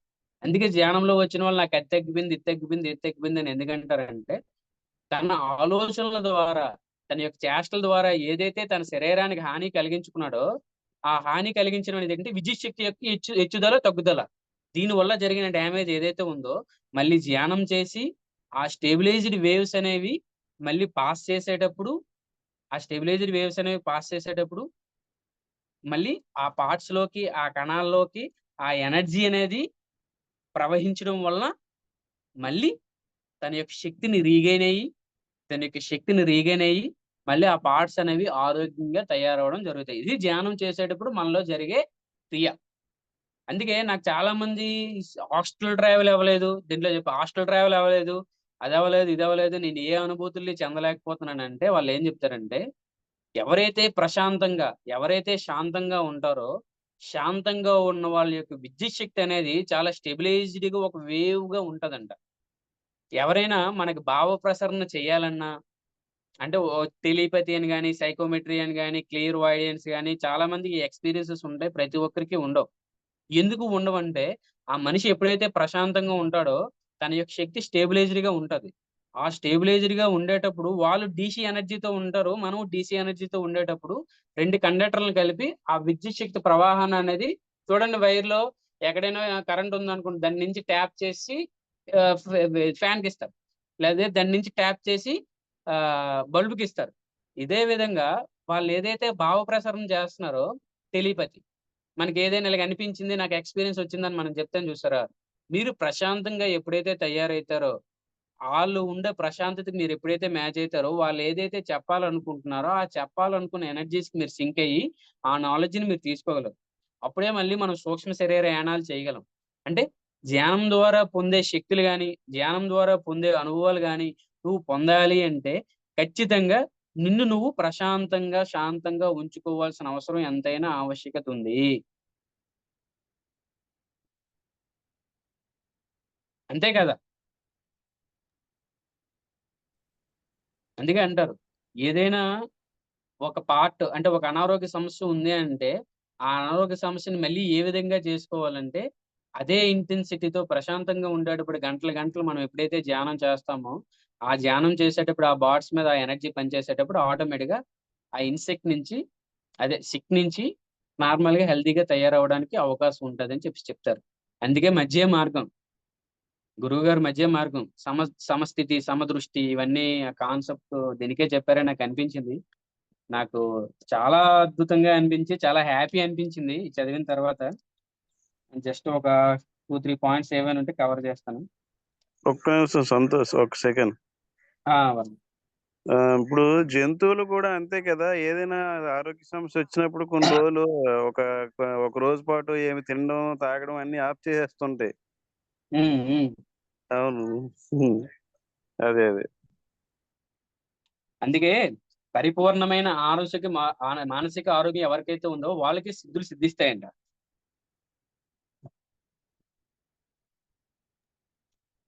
మన మెదడులో అల్లకల్లోలపు విద్యుత్ ప్రసారాలు జరుగుతూ ఉంటే, మన ధ్యాన స్థితిని గురించి మన ఆలోచనలు సాగుతూ ఉన్నప్పుడు, ఇంకొకరి ఆలోచనలు ఏవి మనలోకి రావు. కాబట్టి మనం ఎలాంటి సంకేతాలను అందుకోలేం. చాలా మందికి నా గైడ్ హెల్ప్ చేశారు. లేకపోతే నాకు ఇలాగొచ్చింది ఎక్స్‌పీరియన్స్ ఇలా గైడెన్స్ వచ్చిందని మనం అంటాం. చాలా అందరూ కూర్చుంటారు నాకు గైడెన్స్ కావాలని. కొంతమందికి అందుతది, కొంతమందికి అందదు. అందలేదని నిరాశ, నిస్పృహ చెందకన్నా అందే విధంగా మనం ఎప్పుడైతే సాధన తీవ్రం చేసి మనసుని ఎప్పుడైతే లగ్నం చేస్తామో, ఎప్పుడైతే శాంతపరుస్తామో, శాంతపరిచేటప్పుడు ఆటోమేటిక్‌గా ఆ గైడెన్స్ ఏదైతే ఉందో, ఆ గైడెన్స్‌ని మనం రిసీవ్ చేసుకోగలమంట. మీ మనస్సును ఎప్పుడూ తలక్రిందులు కానీయకండి. మీకెప్పుడైనా చిర్రెత్తుకొస్తే, లేక అన్ని బాధ్యతలు మీ మీద తమ భారాన్ని మోపుతున్నాయని మీకనిపిస్తే, ఓ గాఢమైన శ్వాసను తీసుకోండి. మళ్ళీ ఇంకొకసారి గాఢ శ్వాసను తీసుకోండి. మీ కష్టాలన్నీ ఇంకో 100 ఏళ్ల తర్వాత మీకుంటాయా అని ఒకసారి ఆలోచన చేయండి. 100 ఏళ్ల తర్వాత ఎవరైనా ఈ కష్టాలు బాధిస్తాయా? ఇంకో 100 ఏళ్ల తర్వాత ఈ బాధలేవని ఉండవని మీకు నిశ్చయమైతే, ఇప్పుడు మాత్రం ఎందుకు మిమ్మల్ని మీరు బాధించుకోవాలి? ఎందుకు మీకింత ఆందోళన అని చెప్పేసి అడుగుతున్నారనమాట. మీరు అభివృద్ధిని ఆకాంక్షిస్తే కొన్ని నిబంధనలకు మీరు లోబడి ఉండాలంట. ఆ నిబంధన ఏదైనా ఉందంటే ఫస్ట్ నిబంధన ఎప్పుడూ ప్రశాంతంగా ఉండాలి. మధ్య మార్గాన్ని ఎప్పుడు కూడా విడిచిపెట్టకూడదు. ఓకేనండి. ఇంపార్టెంట్ కాన్సెప్ట్ అదేను. మిగతావన్నీ కూడా మీకు అందరికీ తెలుసు. Okay sir madam. ఎవరైనా మాట్లాడండి. ఆహ్, మీరు ఇది చెప్తుంటే నాకొక మూవీ గుర్తొచ్చింది సార్. కార్టూన్ మూవీ అది. 'ఇన్‌సైడ్ ఔట్' అని హ్మ్. చూసుంటారు. స్పిరిచ్యువల్ మూవీ అది. ఒక బేబీ ఒక చిన్న బేబీ లోపల ఎమోషన్స్ ఆ బేబీని కామ్ చేయడానికి, ఆ బేబీని ఆడించడానికి అలా అంటే ఆ మనిషి లోపల ఎమోషన్స్ ఎలా వర్క్ చేస్తుంటాయో ఆ మూవీ అన్నమాట. చాలా బావుంటుంది 'ఇన్‌సైడ్ ఔట్' అని. అందులో ఆ మూవీలో క్యారెక్టర్స్ అన్ని ఎమోషన్స్ అన్నమాట.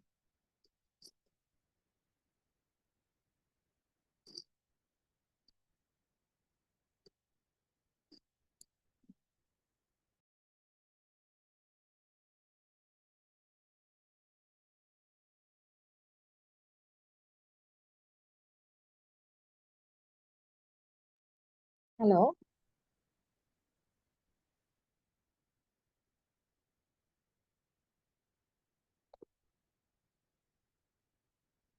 చెప్పండమ్మా. అదే సార్. ఆ మూవీ అలా ఉంటుంది. ఎమోషన్స్ వాళ్ళు అంటే క్యారెక్టర్స్ రూపంలో చూపించారు. చిన్న చిన్న బొమ్మల్లాగా వాళ్ళు హెల్ప్ చేస్తూ ఉంటారు ఆ బేబీకి. అంటే మన లోపల ఎంతమంది వర్కర్స్ ఉన్నారు అని అంటారు కదా. లాంగ్స్ అంటే ఆస్ట్రల్ ట్రావెల్ లో కూడా మనకి మన లోపల వర్కర్స్ ఉంటారు ప్రతి ఒక్క ఆర్గన్ కి. వాళ్ళందరికీ కాసేపు సెలవు ఇద్దాము అని అలా అంటే వన్ ఆఫ్ ద ప్రొసీజర్ అలా చేయించారు ఒకసారి. ఆ వాళ్ళు అంటే మన లోపల ఎంత వ్యవస్థ ఉంది, ఎంత వర్క్ చేస్తున్నారు అనేది అప్పుడు తెలుసుకున్నాం. ఆ ఇంకొకటి సార్, ఇప్పుడు మీరు అన్నారు కదా, ఆ, మన లోపల ఎలక్ట్రిక్ కరెంట్ ఉంటుంది అని. అది నిన్ననే నేను నార్మల్ గా ఒక వీడియోలో వాళ్ళు ఏం చెప్పారంటే, మనము ఆ, వేసుకునే మనము వంటి మీద వేసుకునే ఈ ఎలిమెంట్స్ ఉంటాయి కదా, అంటే ఒక రింగ్ కావచ్చు, ఆ, లేకపోతే చైన్ కావచ్చు, ఏదైనా కానీ మనం వేసుకున్నప్పుడు అవన్నీ మనం బ్యాలెన్స్ చేయడానికి వచ్చాయి. ఆ, అలా అంటే మనము అలంకరణకు చెప్పుకోవడానికి అలంకరణలాగా ఉన్నా కూడా వాటి యొక్క ఇంపార్టెన్స్ సూక్ష్మంగానైతే మన ఎలక్ట్రిసిటీ, మన బాడీలో ఉన్న ఎలక్ట్రిసిటీని మేనేజ్ చేయడానికి అని అన్నారు. అయితే మనకు పాతకాలంలో మన ఇండియన్ ట్రెడిషన్ లో మనం ఎక్కువగా ధరించేవాళ్ళం. అంటే ఆడవాళ్ళు కానీ మగవాళ్ళు కానీ ఈక్వల్ గా ధరించేవారు కదా, ఎక్కువగా చెవులకు, మళ్ళీ ఆ ఆ తలపాగా కానీ అన్ని, అవన్నిటికీ ఒక బ్యాలెన్స్, మన ఎమోషన్స్ మనలో ఉన్న ఎలక్ట్రిసిటీని బ్యాలెన్స్ చేయడానికి మనకు తెలియకుండానే బ్యాలెన్స్ చేసేవి అని చెప్పారు. మేడం అర్థమైందా ఏం చెప్పాను? అవును సార్. మన ఎమోషన్స్ ఎలా ఎఫెక్ట్ అవుతాయి. అంటే ఫ్లో కొట్టుకెళ్ళిపోయింది. మీరు ఏంటి మాట్లాడని తెలియదు. లేదు సార్, అర్థమైంది. అంటే ఏ రకంగా ఇప్పుడు ఎటువంటి సిద్ధి పొందాలన్నా, ఎటువంటి ఒక ఫీలింగ్ పొందాలన్నా ఎస్ బేసిక్ గా మేడం. మనకు అన్ని రావాలి ధ్యానంలో. ఇప్పుడు సార్ పత్రి సార్ చెప్పినవన్నీ పత్రి సార్ సింపుల్ గా చెప్పేశారు. ధ్యానం సర్వరోగ నివారణి అలాగాని, అంటే అది ప్రాసెస్ ఎలా జరుగుతుందని చెప్పారు మీరు. అర్థమైంది సార్. ఇంకా ఇంకెవరైనా మాట్లాడండి. ఓకే, రమణేష్. ఒకసారి థ్యాంక్ యూ సార్, మంచి ఇన్ఫర్మేషన్ ఇచ్చారు. Thanks madam. Thank you Santosh. అందరూ ఒకసారి థ్యాంక్ యూ చెప్దాం సంతోష్కి. ఎంతో థ్యాంక్ యూ నిగూఢమైన సార్. రహస్యం చెప్పాడు ఈ రోజు థ్యాంక్ యూ మనకి. మాస్టర్. Thank you. ఆ థ్యాంక్ యూ యోగి, అనవసరంగా సార్. ఆ రాంప్రకాష్ చెప్పాలి. పుస్తకానికి, ఆ యోగేశ్వరుడికి thank you. Thank you. Thank you.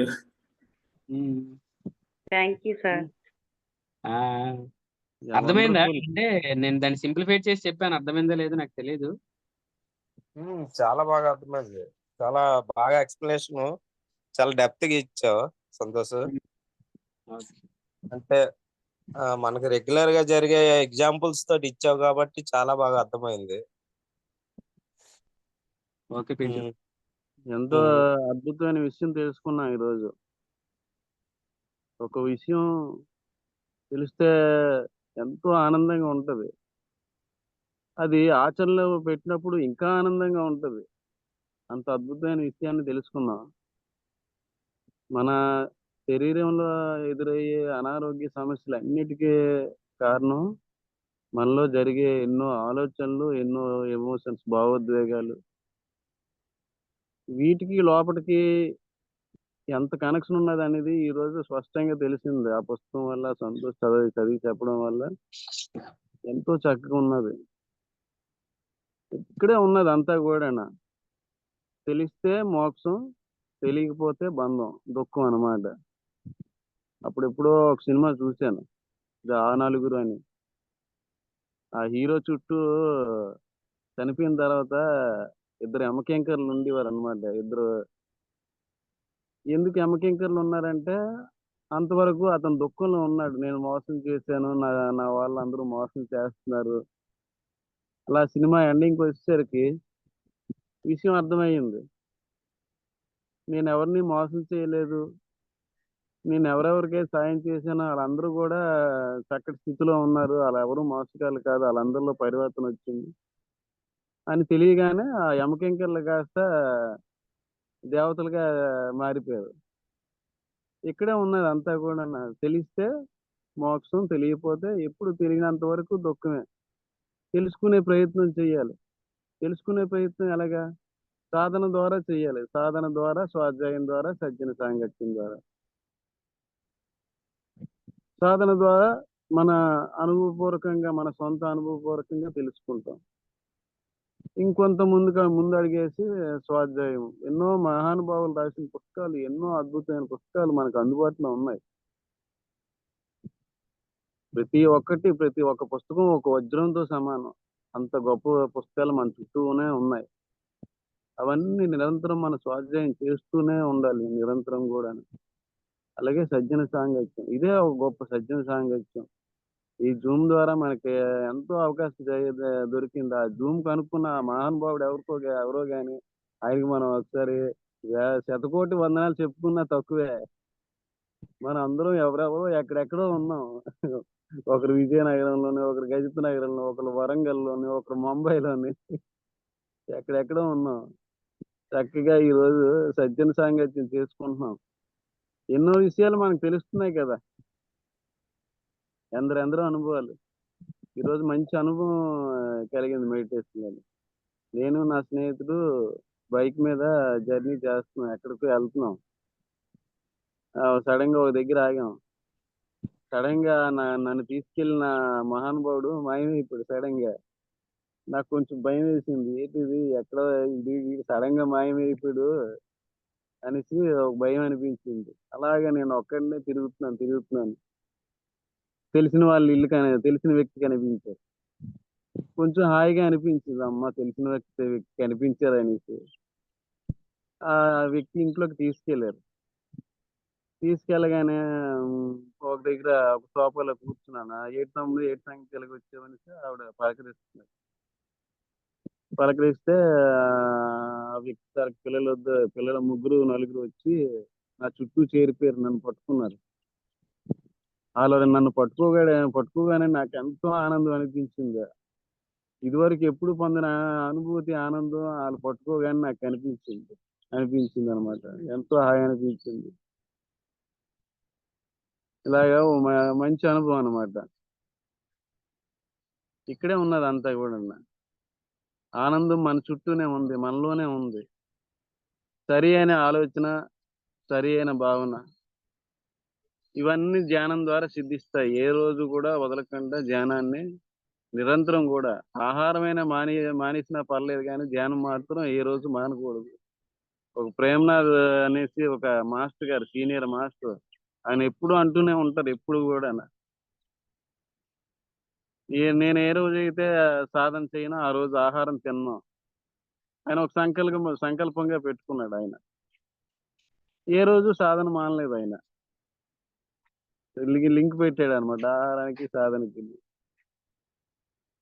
అది ఓకే. ఇంకెవరైనా మాట్లాడండి. మంజుల గారు, ఉన్నారు. మాట్లాడండి.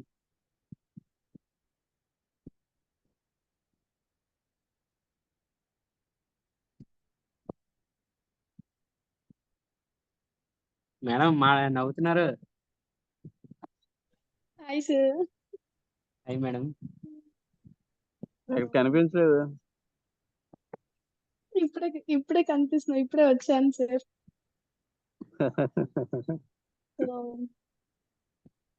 డాక్టర్ గారు వెల్కమ్ టు ద నమస్తే. గ్రేట్ బ్యూటిఫుల్ క్రియేషన్ కి వెల్కమ్ అందరికి. మేడం, మీరు మ్యూట్ లో ఉన్నారు, మాట్లాడుతున్నారు. Okay, thank you so much master. Thank you.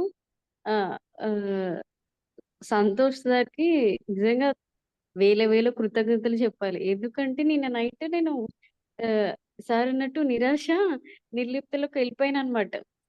ఎందుకు ఈ జీవితం, ఎందుకు ఇలా నడుస్తుంది, ఏదో ట్రాక్ లో నడుస్తుంది అన్నట్టు వెళ్ళిపోయా. అసలుకి ఆలోచించలేదు. ఏందో ఒక స్తంభత ఏర్పడింది అనమాట. నేను నైట్ పడుకోవాలని కూడా అనిపించలేదు. నేను మెడిటేషన్ లో కూర్చున్నంతసేపు కూర్చొని నేను పడుకుండిపోయాను. లేసింగ్ సార్ 5 అయింది కదా అని మెడిటేషన్ లో కూర్చున్న తర్వాత డీప్ లోకి సారు మీరు మ్యూజిక్ పెట్టారు కదా, ఆ మ్యూజిక్ నేను 2 days బ్యాక్ చూసాను అనమాట. ఈ మ్యూజిక్ తో నేను ఖచ్చితంగా మెడిటేషన్ చేయాలి. ఎందుకు నాకు ఆ మ్యూజిక్ ఆమె సాంగ్ పాడుతుంటే ఒకలాంటి వైబ్రేషన్ నాలో కలుగుతుంది. నేను 5 మినిట్సే చేయగలిగాను ఆ రోజు వీడియో డౌన్‌లోడ్ చేసుకున్న తర్వాత. నాకు చాలా సంతోషం అనిపించింది. మీరు ఆ మ్యూజిక్ పెట్టగానే. ఓకే. నా కోసమే పెట్టారు ఈరోజు ఆ మ్యూజిక్ అని అనిపించింది. ఓకే. ఇంకా సారు ఇది క్లాస్ చెప్తున్నారు. చెప్తూ ఉంటే నేను నిన్న నైట్ అంతా ఎందుకు ఇంత ఆవేశం వస్తుంది? ఎందుకు ఇంత కోపం వస్తుంది? ఎందుకు ఇంత కోప్పడుతున్నాను? నేనంతా నేను ఇది చెక్ చేసుకున్నానన్నమాట. కోప్పడుతున్నాను. కోప్పడుతూ కూడా ఆలోచిస్తున్నాను ఎందుకు కోప్పడుతున్నానని. ఎందుకు ఇంత నిస్సహాయతతో ఉన్నాను? ఎందుకు ఇంత నిర్లిప్తతో ఉన్నాను? ఎందుకు ఎదుటి వాళ్ళ మీద ఇంత కోపం ప్రదర్శిస్తున్నాను? ఈ కోపం పనికిరాదు. మనల్ని మనం హార్మ్ చేస్తుంది. కాబట్టి నువ్వు కూల్ అవ్వు. కామ్ డౌన్ అవ్వు. అయ్యాను సార్. అయ్యాను. ఒక 10 మినిట్స్‌కి అవ్వగలిగాను. లాస్ట్‌కి ఎందుకు అవుతున్నానో అని లాస్ట్‌కి ఇది కోప్పడినంత మాత్రాన ఏది జరగదు. మన ఆలోచన విధానాల్లో మార్పు రావాలి. ఒక సంఘటన జరిగిన ఆ సంఘటనని రిసీవ్ చేసుకోలేనంత శక్తి నాలో లేదు సార్. ఆ సంఘటన ఎందుకు జరిగింది అనేది నేను ఎందుకు జరిగింది అని ఆలోచిస్తున్నాను కానీ, దానికంటే పెద్ద మార్పు జరుగుతుంది అనేది నేను కామ్ డౌన్ అయ్యాక, సరే ఇది కాదు ఇంకా మనం ట్రై చేయాలి అని అనిపించింది సార్. తర్వాత మెడిటేషన్ నాకు నిన్న నైట్ ఏమనిపించిందంటే ఆలోచనలంతా ఇంక తగ్గిపోయాయి. ఉన్నట్టుండి తగ్గిపోయి నా లోపల నేను డీప్‌గా గమనించగలుగుతున్నాను అనిపించింది. అంటే ఈ శ్వాస కూడా నాకు గమనించాలి అనిపించలేదు. జస్ట్ నా లోపల ఏదో క్రియ జరుగుతుంది. దాన్ని మాత్రం చూస్తూ ఉండు. ఏదో జరుగుతుంది నీ లోపల దాన్ని మాత్రమే నీకే ఏ మాటలు వినిపించవు. ఏది జరగదు. జస్ట్ నువ్వు చూస్తూ కామ్‌గా ఉండు అని నిన్న నైట్ నాకు అనిపించింది సార్. నేను అట్లా నిద్రపోయాను. మళ్ళీ మెడిటేషన్‌లో కూర్చున్నప్పుడు కూడా నాకు అదే ఫీలింగే అనిపించింది. నా లోపల ఏదో జరుగుతుంది. నేను దాన్ని వింటూ ఉన్నాను అంతే. అది ఏది చెప్పినా చెప్పకపోయినా. మీరు చెప్పిన తర్వాత నాకు ఒకలాంటి ఎనర్జీ వచ్చిందనమాట. లోపల నుంచి. నా సోల్ వచ్చేసి నన్ను కిస్ చేసి వెళ్ళిపోయింది. నాకు తెలుస్తుందది. ఇక్కడ నేనున్నాను. తను ఇక్కడుంది. అంటే ఎనర్జీ బీయింగ్స్ లాగా తనొచ్చి నన్ను హగ్ చేసుకొని ముద్దు పెట్టుకొని వెళ్ళిపోయినట్టు అనిపించింది sir. Thank you so much. Super అమ్మా. అంటే బుక్‌లో చెప్తారనమాట. ఈ చాప్టర్ ఏదైతే ఉందో, ఈ చాప్టర్ అనేది ఇంతవరకు ఈ బుక్ అన్నిటికన్నా అద్భుతమైన ఒక ఎక్సలెంట్ లెసన్ అవ్వబోతదని చెప్పేసి చెప్తారక్కడ. కారణం ఏంటంటే, ఎందుకు ఏం జరుగుతుంది అనేది తెలుసు. ఇలాగైతే ఇలాగవుతదని తెలుసు. ఏ విధంగా జరుగుతదనే ఫినామినా ఏదైతే ఉందో మనం దాన్ని అర్థం చేసుకునేటప్పుడు దాని యొక్క ఇంటెన్సిటీ తగ్గుతది.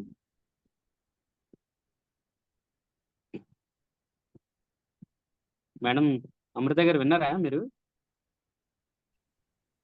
మీకు తెలుసు కదా సార్.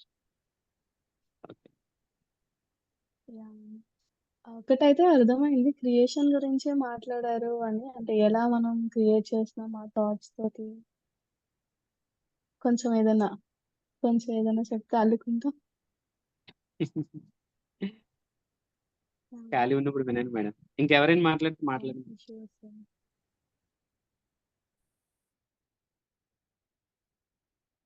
ఇద్దరు సాయిలు ఉన్నారు, చెప్పాలి, మాట్లాడాలి. సాయి మాట్లాడు సాయి ఒకసారి. సార్ ఈ వీడియో గ్రూప్‌లో పెట్టండి సార్. నేను ఫార్వర్డ్ చేస్తాను చాలా మందికి. అంటే మీరు ఓకే. ఇప్పుడు ఏదైతే చేశారో. Thank you. Thank you. Hi masters.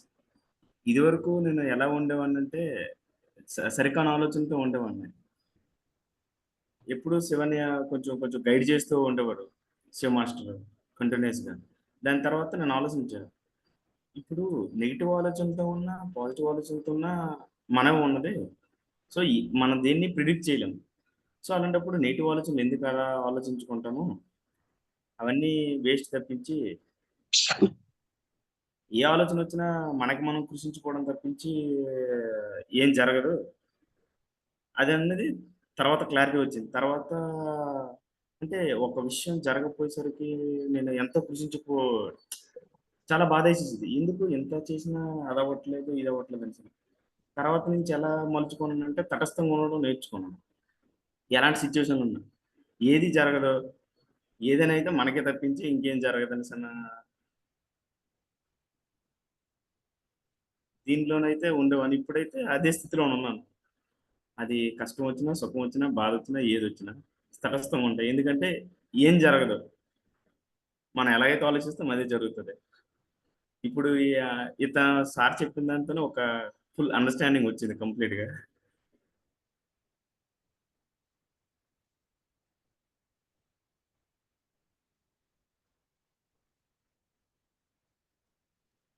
అన్ని మ్యూట్ లో మ్యూట్ ఉన్నారు సార్. మ్యూట్ లో ఉంది. ఇంకేమైనా మాట్లాడతావా? ఇది పాశుపతాస్త్రం బుక్ చదివావు కదా? పాత పదస్తం. ఉమ్, ఉమ్. ఆ ఆ బుక్ చదివిన తర్వాత నుంచి అది మన ఆలోచన అనేది ఇంకా నాలో ఆలోచన అనేది ఇంకా సన్నగిలిపోయింది కంప్లీట్ గా. అంటే ఇది వరకు ఒక్కొక్క తోటతో ఒక్కొక్క బాటలో నడిచేవాడిని. ఒక్కొక్క ఈ బుక్ చదువుతున్న కాడి నుంచి అసలు ఆ బాట వేరేగా ఉంది అసలు నాకు. నా ఆలోచన విధానం కానీ, నేను వే ఆఫ్ ఇంప్లిమెంటేషన్ కానీ. దాని తర్వాత అది సగం చదివేసి కొంచెం బ్రేక్ ఇచ్చా. తర్వాత ఈ జీవిత ప్రపంచ నియమాలు బుక్ చదివిన. ఈ జీవిత ప్రపంచ నియమాలని కూడా ఎలా ఉన్నదంటే అసలు ఇది నేను ఎంత దీనిగా వేస్ట్ చేస్తున్నానా నా ఆలోచనలని అని ఒక చిన్న బాధపడ్డా నేను. ఆ బాధపడిన ఎక్సలెంట్ రియలైజ్మెంట్. రిలీజ్ చాలా వచ్చింది. తర్వాత బాధపడే తప్పు లేదు. సో దీని నుంచి నేను నేర్చుకోగలిగాను.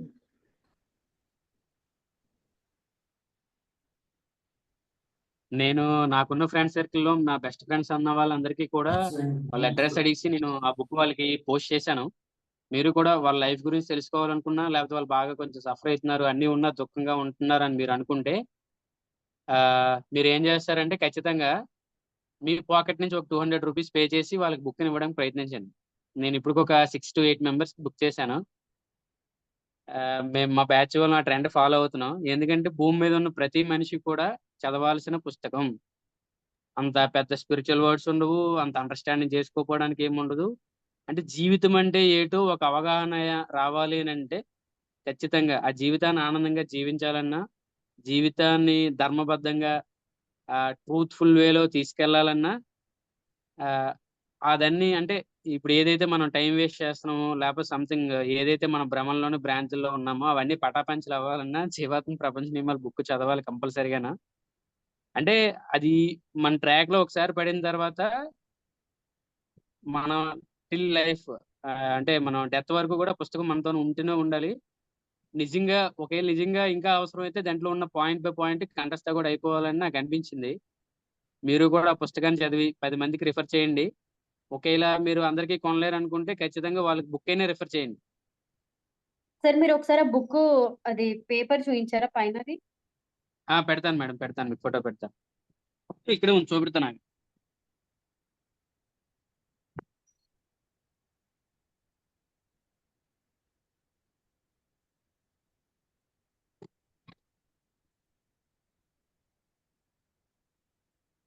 అదే తీసి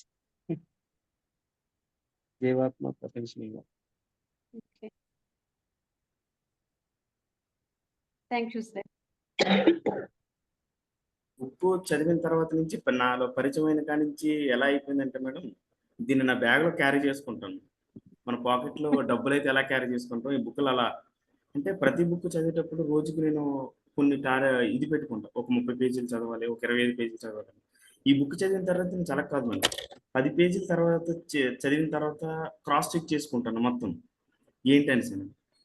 అంటే అంత క్షుణ్ణంగా చదవాల్సి వస్తుంది ఈ బుక్. ఈ బుక్ ని పరిచయం చేసినటువంటి శివ మాస్టర్ కి ఒకసారి హృదయపూర్వక కృతజ్ఞతలు.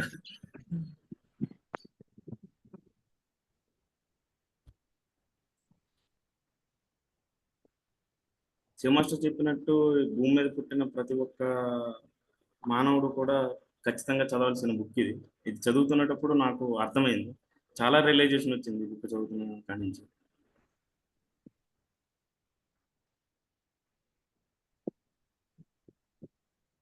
సార్ శివ సార్ చిన్నపిల్లలకి నేను ఏదన్నా డొనేట్ చేయాలి అని అనుకున్నాను అనమాట. అంటే నాకు ఒకసారి కూర్చున్నప్పుడు అది మీకు మన ఒక అన్నం పెడితే ఒక స్కూలు, ఒక పెన్సిల్, ఏదైనా బుక్ ఇచ్చినా వాళ్ళు తొందరగా మర్చిపోతారు. ఏది ఇవ్వాలి వాళ్ళకి అనేది నాకు ఒక రోజు ఆన్సర్ అయితే దొరకలేదు సార్. మీరు ఇస్తారని అనుకుంటున్నాను. అంటే వాళ్ళకి ఇంకా మేడం ఏది ఇవ్వాలి? అంటే పెన్సిల్, బేసికల్ బుక్ గా అయితే మర్చిపోతారు కదా! ఏదైనా బుక్ ఏదన్నా ఒక వాల్యూ ఇస్తే అది ఎప్పటికీ ఉంటుంది వాళ్ళకి పిల్లలకి గుర్తుగా అని అనిపించింది సార్ నాకు. మేడం చిన్నపిల్లలకి రిలేటెడ్ ఎత్త మీద పడకముందే ఆ తల్లిదండ్రులకు నాలెడ్జ్ ఇవ్వాలని మనం అనుకుని ఈ ఇది జ్ఞానమాతృత్వం బుక్స్ అనేవి తెప్పించడం జరుగుతుంది మేడం. ఎవరైనా నీడి అంటే గర్భిణీ స్త్రీలు మాకు రిలేటెడ్ మొత్తం ఇంతవరకు ఒక 70 to 80 పుస్తకాలు డిస్ట్రిబ్యూట్ చేసాము. అంటే చదివి వాళ్ళకి ఎవరికైతే పుస్తకం ఇచ్చామో రెగ్యులర్ గా కమ్యూనికేషన్ లో ఉంటున్నాం. అది చదివినంత వరకు వాళ్ళకి టార్చర్ అనిపించినా నేను విడిచిపెట్టట్లే. చదివిన తర్వాత వాళ్ళు ఒక 10 మందికి చెప్తున్నారు ఈ పుస్తకం ఖచ్చితంగా వాళ్ళలాగా ఇప్పుడు లైక్ అట్రాక్ట్స్ లైక్ అన్నట్టు వాళ్ళు హాస్పిటల్కి వెళ్ళారు అనుకోండి, ఈ బుక్ బాగుంటది చదవండి, ఈ అడ్రస్ ఉంటది లేకపోతే సంథింగ్. మేము వర్క్ చేస్తున్నాం, మీరు ఇవ్వాలనుకుంటే ట్రస్ట్కి ఇవ్వచ్చు మేడం, ఇబ్బంది ఏం లేదు. ఇంతవరకు ఒక 100 ధ్యానమాతృత్వం పుస్తకాలు 100 ఫకీర్ పుస్తకాలు ఒక 100 తెప్పించాము.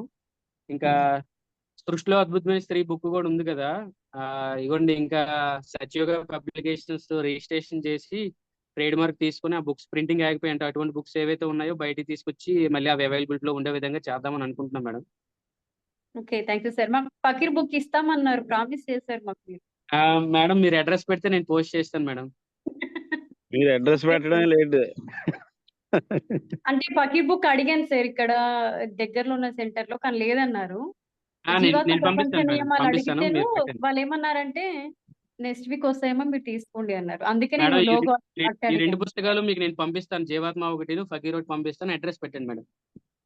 ఓకే సార్, థ్యాంక్ యూ నాకు సో మచ్. పర్సనల్ గా వాట్సాప్ లో షేర్ చేయండి. మీరు ఏమైనా డొనేట్ చేయాలనుకుంటే ట్రస్ట్ డీటెయిల్స్ మీకు ఇప్పుడు గ్రూప్ లో పెడతాము, మీరు చేయండి మేడం, ఇబ్బంది ఏం లేదు. అంటే సరే sir, already thank you. Schools కి కూడా వెళ్తున్నాం కదా, ప్రతిదాన్ని ఎఫెక్టివ్ గా యూటిలైజ్ చేద్దామని ఆ కాన్సెప్ట్ లోనే ఉన్నాము. సరే సార్. ప్రతి మంత్ ఒకరి దగ్గరికి వెళ్తాను సార్, ఒక పిరమిడ్ కి. అక్కడ పిల్లలు చాలా మంది, ఒక 20 మంది వస్తారనమాట. ఆ రోజు నాకు ఉన్నట్టుండి అక్కడ ఒక క్వశ్చన్ వచ్చింది, ఈ పిల్లలకి ఏదైనా ఇవ్వాలి అంటే వాళ్ళు ఎప్పుడు ఇంకా పోగొట్టుకోకూడదు, అది వాళ్ళ దగ్గర ఉండాలి అనిపించింది సార్ నాకు. అలాంటిది ఇస్తే వాళ్ళు సంతృప్తి పడతారు అనిపించింది. అంటే వాళ్ళకి ఇవ్వాల్సింది ఏమీ లేదు మేడం, ఇవ్వాల్సిందంతా ఉమ్. తల్లిదండ్రులకే. మాకు అప్పుడు అనిపించింది, అంటే ఒక స్కూల్ తీసుకున్నాం, ఎప్పుడైనా పేరెంట్స్ మీటింగ్ అయ్యేటప్పుడు ఒక 1 hour సెషన్ సెపరేట్ గా పేరెంట్స్ కోసం మనం ఈ బుక్ గురించి చెప్పగలిగితే మనం ఆటోమేటిక్ గా సక్సెస్ సాధించినట్టేను. ఓకే. అంటే వాళ్ళు వాళ్ళ మీద అణచివేత చేద్దాం అనుకున్న ప్రతిసారి కూడా ఆ బుక్ లో నాలెడ్జ్ వచ్చి 100% చేయాల్సిన వాళ్ళు ఒక 80% చేస్తారు. రిపీటెడ్ గా వాళ్ళతో మాట్లాడి లేకపోతే రిపీటెడ్ గా నాలెడ్జ్ వాళ్ళ దగ్గరికి వెళ్ళేటప్పుడు ఏమవుతుందంటే వాళ్ళకి ఇంటెన్సిటీ ఒక 70% తగ్గిపోతుంది. చేదస్తం పోదులేండి, ఒక 30% ఉంటుంది.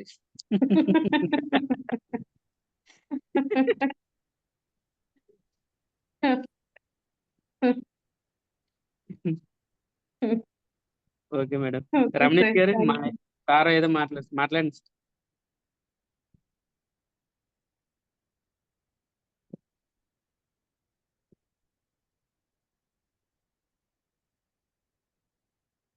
సార్ మ్యూట్ లో ఉన్నారు సార్.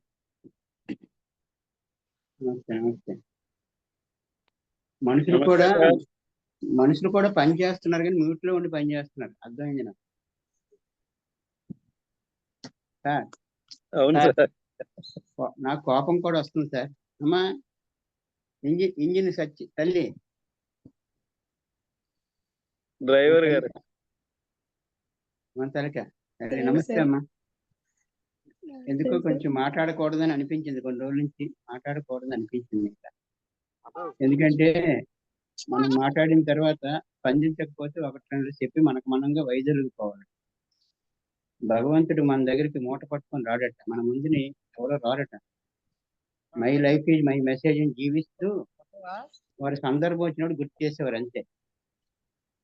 నేను ఎప్పుడు బయటకు రాను, ఏదో ఒకసారి ఫోన్ చేయండి బాబు అని అడిగాను, తర్వాత మీ ఇష్టం. ఈ జీవితం చాలా విలువైంది. ఎందుకంటే మానవుడు ఇస్తామన్నప్పుడు వెళ్దట, ఎవరో వెంట పడతామట, వాడు ఇవ్వకపోయినా సరే ఇస్తాడు అనుకుని. కానీ భూమి మీద కంచు మ్రోగినట్టు కనకం రోగదట. ఏమీలే నాకు ఎగిరెగిరి పడతట, అన్నీ ఉన్నా కనిగమని ఉంటదట. ఏమో నాకు ఇంకొంచెం మాట్లాడితే కోపం వస్తుంది కాబట్టి కొంచెం మాటలు తగ్గించేద్దాం అనుకున్నాను. అసలు వైజలుగు పదం అనుకున్నాను కూడా. యాక్చువల్గా నెంబర్లన్నీ డిలీట్ చేసేస్తే ఇంకెవరితో ఫోన్లో మాట్లాడవలసిన పని లేదు కదా. అవునా కదా సార్? ఏమ్మా ఎందుకంటే మీరు సత్యయుగాన్ని తీసుకురావాలని ఒక వద్దు కాన్సెప్ట్ తో వర్క్ సార్, చేసిన గ్రూప్ అండి ఇది. అలా వద్దు సార్. సత్యయుగం తీసుకురండి. నేను వదిలేసిన వదలదట, తన్ని తగిలేసిన విధిలాగా కలిసి ఉండాలట. ఒక కంపెనీలో అగ్రిమెంట్ రాసామట, 3 సంవత్సరాలు బాండ్ రాసిన తర్వాత సంవత్సరంన్నర తర్వాత వెళ్ళిపోతానంటే ఒప్పుకోడు. ఎప్పటిదాకా ఉన్నదంతా కక్కి అప్పుడు వెళ్ళమంటాడు. అవునా కదా? అవును సార్. ఏమ్మా? అలాగే నేను ఈ పిరమిడ్ సొసైటీకి బాండ్ రాసి నీ జీవితం దీనికోసమే, నా జీవితం ఆఖరి జన్మ కోసమే, నేను అందరినీ పళ్ళకి ఎక్కి మోస్తాను, ఏవో పెట్టుకున్నాను గబగబాను. ఒక్కోసారి చిన్న పిల్లడు అన్నం తినకపోతే తల్లికి కోపం వచ్చి ఒకసారి పంచదార పెడుతుంది. అమ్మ ఎవరైనా కెమెరాలు ఉంటే ఆన్ చేసుకోండి తల్లి, ఎందుకంటే మీరు ఎవరో తెలియదు, తెర వెనకుండి నేను ఎవరితో మాట్లాడదో తెలియదు వచ్చిన బాధ. అవకాశం ఉంటే మళ్ళీ మీరు ఏదో పనులు చేసినప్పుడు స్నానం చేసినప్పుడు పెట్టికండి కలిసేసి. ఒక అతను బనీలు వేసుకోకుండా వచ్చాడు గబగబా స్నానం చేసి, అంటే పత్రిక గారు వెళ్ళిపోవచ్చు బనీలు వేసుకొని రా అన్నారు ఒకసారి ఒక జూమ్లో. అంటే మనం మాటలో ఏంటంటే కాన్సెప్ట్ లేకుండా వెళ్ళిపోతాం.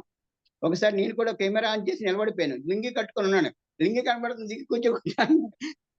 సరదా మాట్లాడుకుంది. ఎందుకంటే మీరందరూ కూడా చూసి నాకు ఆనందం అండి, ఇంకేం కాదు. మన అభిప్రాయాలు ఎవరితో చెప్పుకుంటాం? మన స్నేహితులతో కదా. ఏమ్మా మా సౌందర్యం తెలియదు ఉందా? ఈ రోజు కొంచెం వర్క్ ఉందని వెళ్ళారు సార్. మన సింధు తల్లి ఉన్నారు, మంజు తల్లి, మంజు తల్లి. ఓ వెరీ గుడ్. మిమ్మల్ని అందరినీ ఏం చేస్తున్నారో చూడడానికి అబ్జర్వేటర్ గా వస్తాను, అంతే తప్ప నేనే మాట్లాడడానికి రానమ్మా. బోధించడం సులువట, వాదించడం సులువట, అవగాహన కల్పించడం. ఈ రోజు చాలా అద్భుతమైన అవగాహన కల్పించారు. ఏంటంటే మనల్ని మీరు 22వ చాప్టర్ కానీ కల్పించారు, కానీ అసలు దానికి వెళ్ళలేకపోయారు. అది వచ్చిన బాధ. నాకు ఈ పుస్తకాలు ఏంటో అసలు వెళ్ళట్లేదు. 22 5 లాస్ట్ 5 పేజీలు అద్భుతమైన విషయం ఉంది.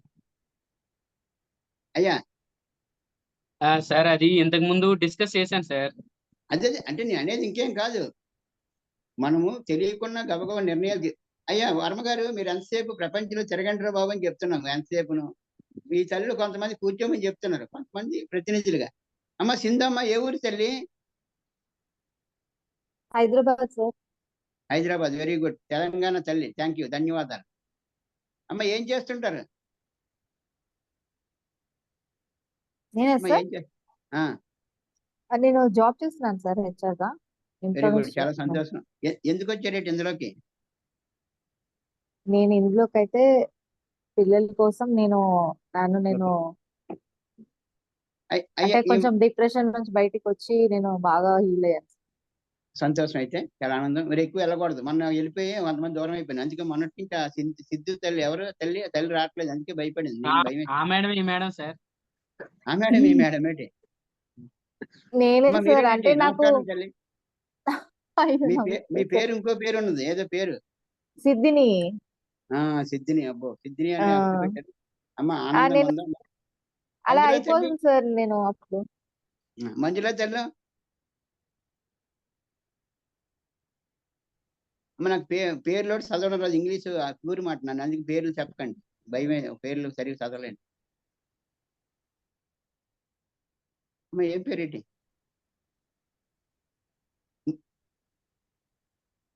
మంజుల. మంజుల. ఏ ఊరు తల్లి? కర్నూలు సార్. కర్నూలు. అబ్బో, మా పత్రిక గారు ప్రతినిధి వచ్చారు, అయితే క్లాస్ కొట్టేయండి.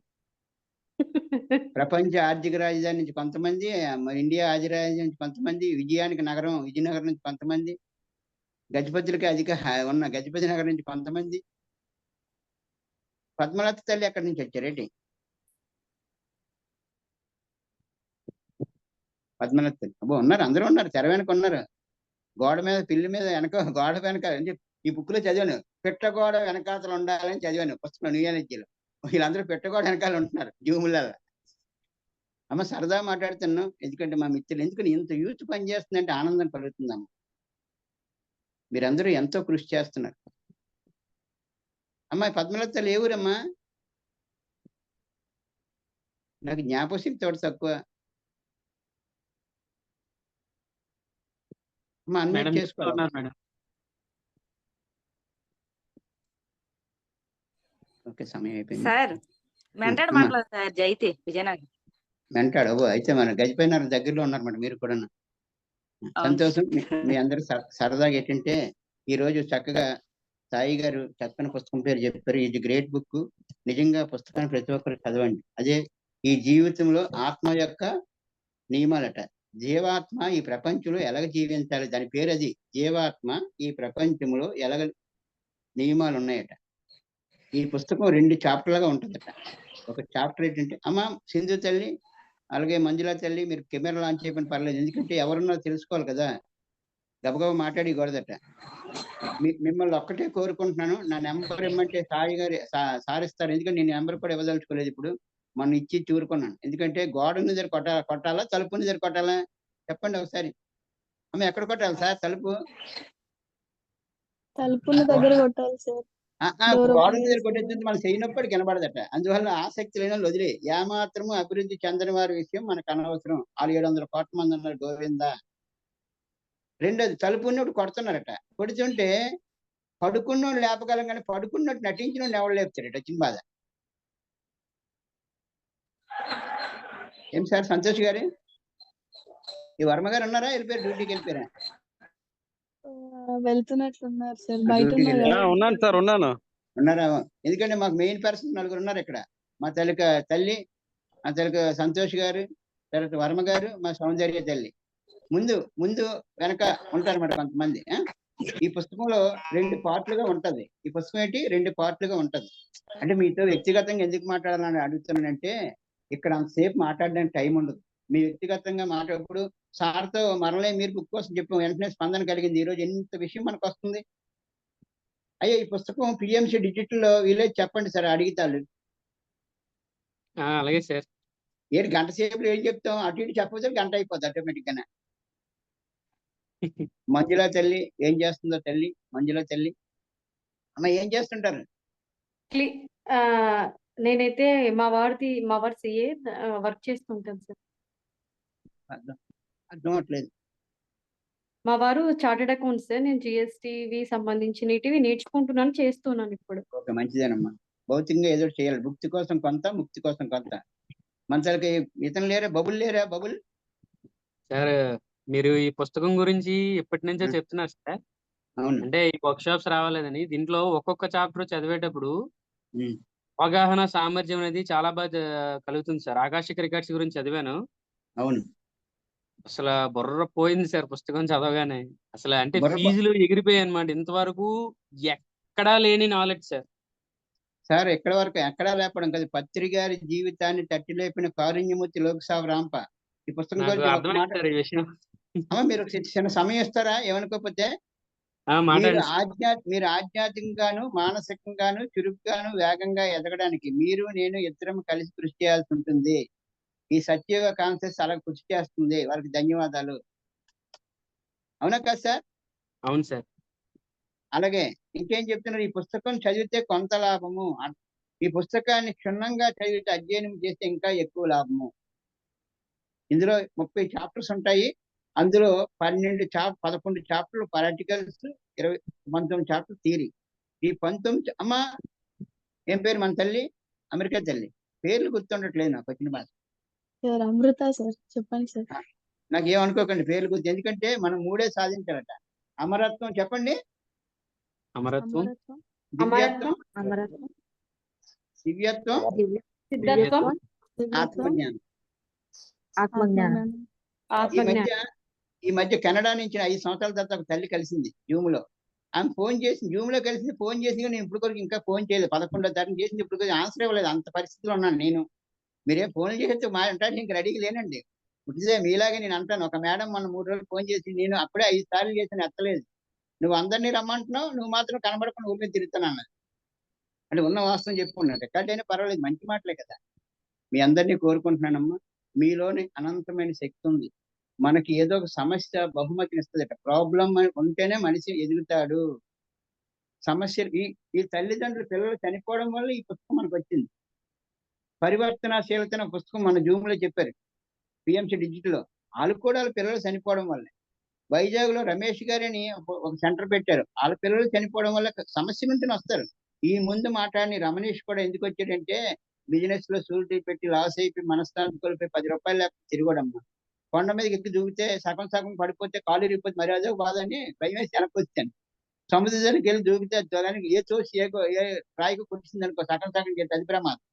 చనిపోవడానికి భయపడి బతికానమ్మా. ఎందుకురా జీవితం, మంచివాడికి కష్టం వస్తుంది. 7 జిల్లాలకి మార్కెటింగ్ లో హెడ్ నండి ఆ రోజుల్లో. ఇప్పుడు కాదండి. మా ఊర్లో సామెత ఉంది, అందరూ ఫుల్ ప్యాంట్ వేసుకున్నప్పుడు హాఫ్ ప్యాంట్ వేసుకున్నారట. హాఫ్ ప్యాంట్ వేసిన ఫుల్ ప్యాంట్ అంటే అందరూ ఎదగలేనప్పుడు నేను ఫుల్గా ఉండేవాడిని. మా ఊర్లో అందరూ ఎదిగిపోయి నేను మాత్రం ఎక్కడ ఉండిపోయాను. మా నూతిగట్టు పక్కనే ఒక కుర్రోడు బాధపడాడు, మా నాన్నగారు తిట్టేస్తారు, నాకు ఏ జాబు లేదు, చచ్చిపోతాను నూతిలో పడాను. ఏది చచ్చిపోయాడు సాధిస్తారా? ఈ రోజు ఆ వ్యక్తి కారు కొనుక్కున్నాడు, హాయిగా వచ్చాడు. మా ఊర్లో ఏ కార్యక్రమానికైనా ₹1000 స్పాన్సర్ చేస్తున్నారు. నేను ₹10 కూడా స్పాన్సర్ చేయలేకపోతున్నాను.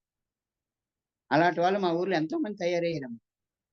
ఎందుకంటే భౌతికంగా ఎదగడం చాలా సులువు, కానీ ఆధ్యాత్మికంగా ఎదగాలంటే మనకి ఏదో ఒక సఫరింగ్ ఇక్కడ తీసుకొస్తారు. పాతిళ్ళు కూలగొడితే గానీ కొత్తిళ్ళు రాదట సార్. వీళ్ళందరూ సమస్యలు అనుకుంటారు, సమస్యలు కాదట. ఆ సమస్యే మనకి బహుమతిని తీసుకొస్తుంది. లేకపోతే ఆలోచిస్తామమ్మా, మంజులమ్మ ఆలోచిస్తామా, సింధు తల్లి ఆలోచిస్తామా? చెప్పండి అమ్మా, ఆలోచిస్తామా? ఆలోచించమే. గొప్పగా ఉన్న మీ అందరికీ ధన్యవాదాలు. అన్యదా భావించకండి. ఈ జీవాత్మ ప్రపంచ నియమాల్లో జీవిత లక్ష్యం అనే ఒక చాప్టర్ ఉందండి. ఉంది సార్? ఎవరు ఉన్నారా సార్? ఈ పుస్తకం చదివిన ఎవరండి? నేనే సార్. మీరేగా సార్. మీరు ఎప్పుడైనా సరే నాకు ఫోన్ చేసి ఈ పుస్తకంలో కొన్ని విషయాలు డిస్కస్ చేసుకుంటే ఇందులో నాకు చాలా ఉంది. ఉపచేతనాశక మనసట మనకు పదే పదే గుర్తు చేస్తట. ఎప్పుడైతే దాన్ని పట్టించుకోలేదో అది ఆరిపోద్దట. ఇక ఆరిపోయిన తర్వాత రెగదట, ఇంకా వదిలేస్తుందట. అందువల్ల ఎవరైనా సరే పద్మా తల్లి, సింధు తల్లి కొంచెం పుస్తకాలు, మన తరగ ఏం పేరు, అమృత తల్లి, ఒకసారి పేర్లు చూపిస్తాను. పిల్లల కోసం ఈ పుస్తకం ఉంది, ఒకసారి రండమ్మా. ఉంటే జూమ్ లో కొంచెం కెమెరా ఆన్ చేసుకోండి తల్లి. ఒక్కసారి ఒక్క నిమిషం. ఇగో ఈ పిల్లలు పుట్టిన తర్వాత ఎలా పెంచాలి, అసలు పిల్లల్ని కన్నప్పుడు మనం ఎలాంటి పిల్లలకి మనం వివాహం ఎలా చేసుకోవాలి. ఇంకా టార్కమ్ అనే వ్యక్తి పెద్ద యూనివర్సిటీ పెట్టారు. ఆ యూనివర్సిటీలో టార్కమ్ వాళ్ళ అమ్మ కోసం రాసిన పుస్తకం. మొట్టమొదటి పేజీలో రాశాడు, స్త్రీ అన్నప్పుడు నేను ఆమె హృదయము, ఆమె అంతర ప్రబోధము, ఆమె సహజ సౌందర్య ప్రకృతి, కరుణ, నైర్మల్యము, త్యాగాల గురించి చెప్తున్నాను. ఈ గుణాలన్నింటినీ హృదయంలో నింపుకున్న స్త్రీ మాత్రమే మన సంస్కృతిని, మన నాగరికతను పరిరక్షించి మానవ జాతికి మంచి భవిష్యత్తు నిర్మించగలరు. ఏవండి, ఇవాళ ప్రపంచం అందరూ ఒక ఇల్లాల వాళ్ళు ఉన్నారండి. ఆ పిల్లలు పెరగాలన్నా, ఆ ముసలి వాళ్ళు చూడాలన్నా, ఆ తాలూకా గురువులు చూడాలన్నా ఈ కుటుంబంలో ఉన్న స్త్రీయేనండి. ఒక భర్త లేకపోతే భార్య హ్యాపీగా ఉండగలదు, కానీ ఒక భార్య లేకపోతే భర్త చాలా కష్టపడతాడు. అనుభవపూర్వకంగా చెప్తున్నాడు. అటువంటి స్త్రీమూర్తులందరికీ ధన్యవాదాలు. ఇంకో విషయం చెప్పమంటారా? న్యూ ఎనర్జీలో ఫిమేల్ ఎనర్జీ సీట్ లో కూర్చుందట. ఇప్పుడు ఫిమేల్ ఎనర్జీ అంటే స్త్రీ కాదండి, ప్రేమ, ప్రోసకత్వం. చెప్పండి ఒకసారి అవకాశం ఉంటే. ప్రేమ, ప్రోసకత్వమే స్త్రీ లక్షణాలట. అలాగే ప్రయాణము, ప్రయత్నమే పురుష లక్షణాలట. అసలు పురుషులెవరు, స్త్రీలెవరు, ఎందుకు వచ్చాం, అసలు పిల్లలు ఎందుకు పుట్టలేదు, పిల్లలు పుట్టకపోవడానికి కారణాలు ఏంటి, వీటి మీద ఎంతో పరిశోధన చేసిన తర్వాత నాకు దొరికిన కొన్ని రహస్యాలు ఉన్నాయి. వాటి మీతో మాట్లాడుకుందామని అనుకుంటున్నాను. ఈ జూమ్ లో ఏటవుతుంది, చాలా సమయం అయిపోతుంది. నన్ను జూమ్ లో చాలా మంది అన్నారు, దయచేసి మీరు లాస్ట్ లో రాకండి, మీకు అవకాశం ఉంటే ఒక రోజంతా చెప్పమన్నారు. ఇప్పుడు కూడా నాకు 11 గంటలకు టాస్క్ ఉంది.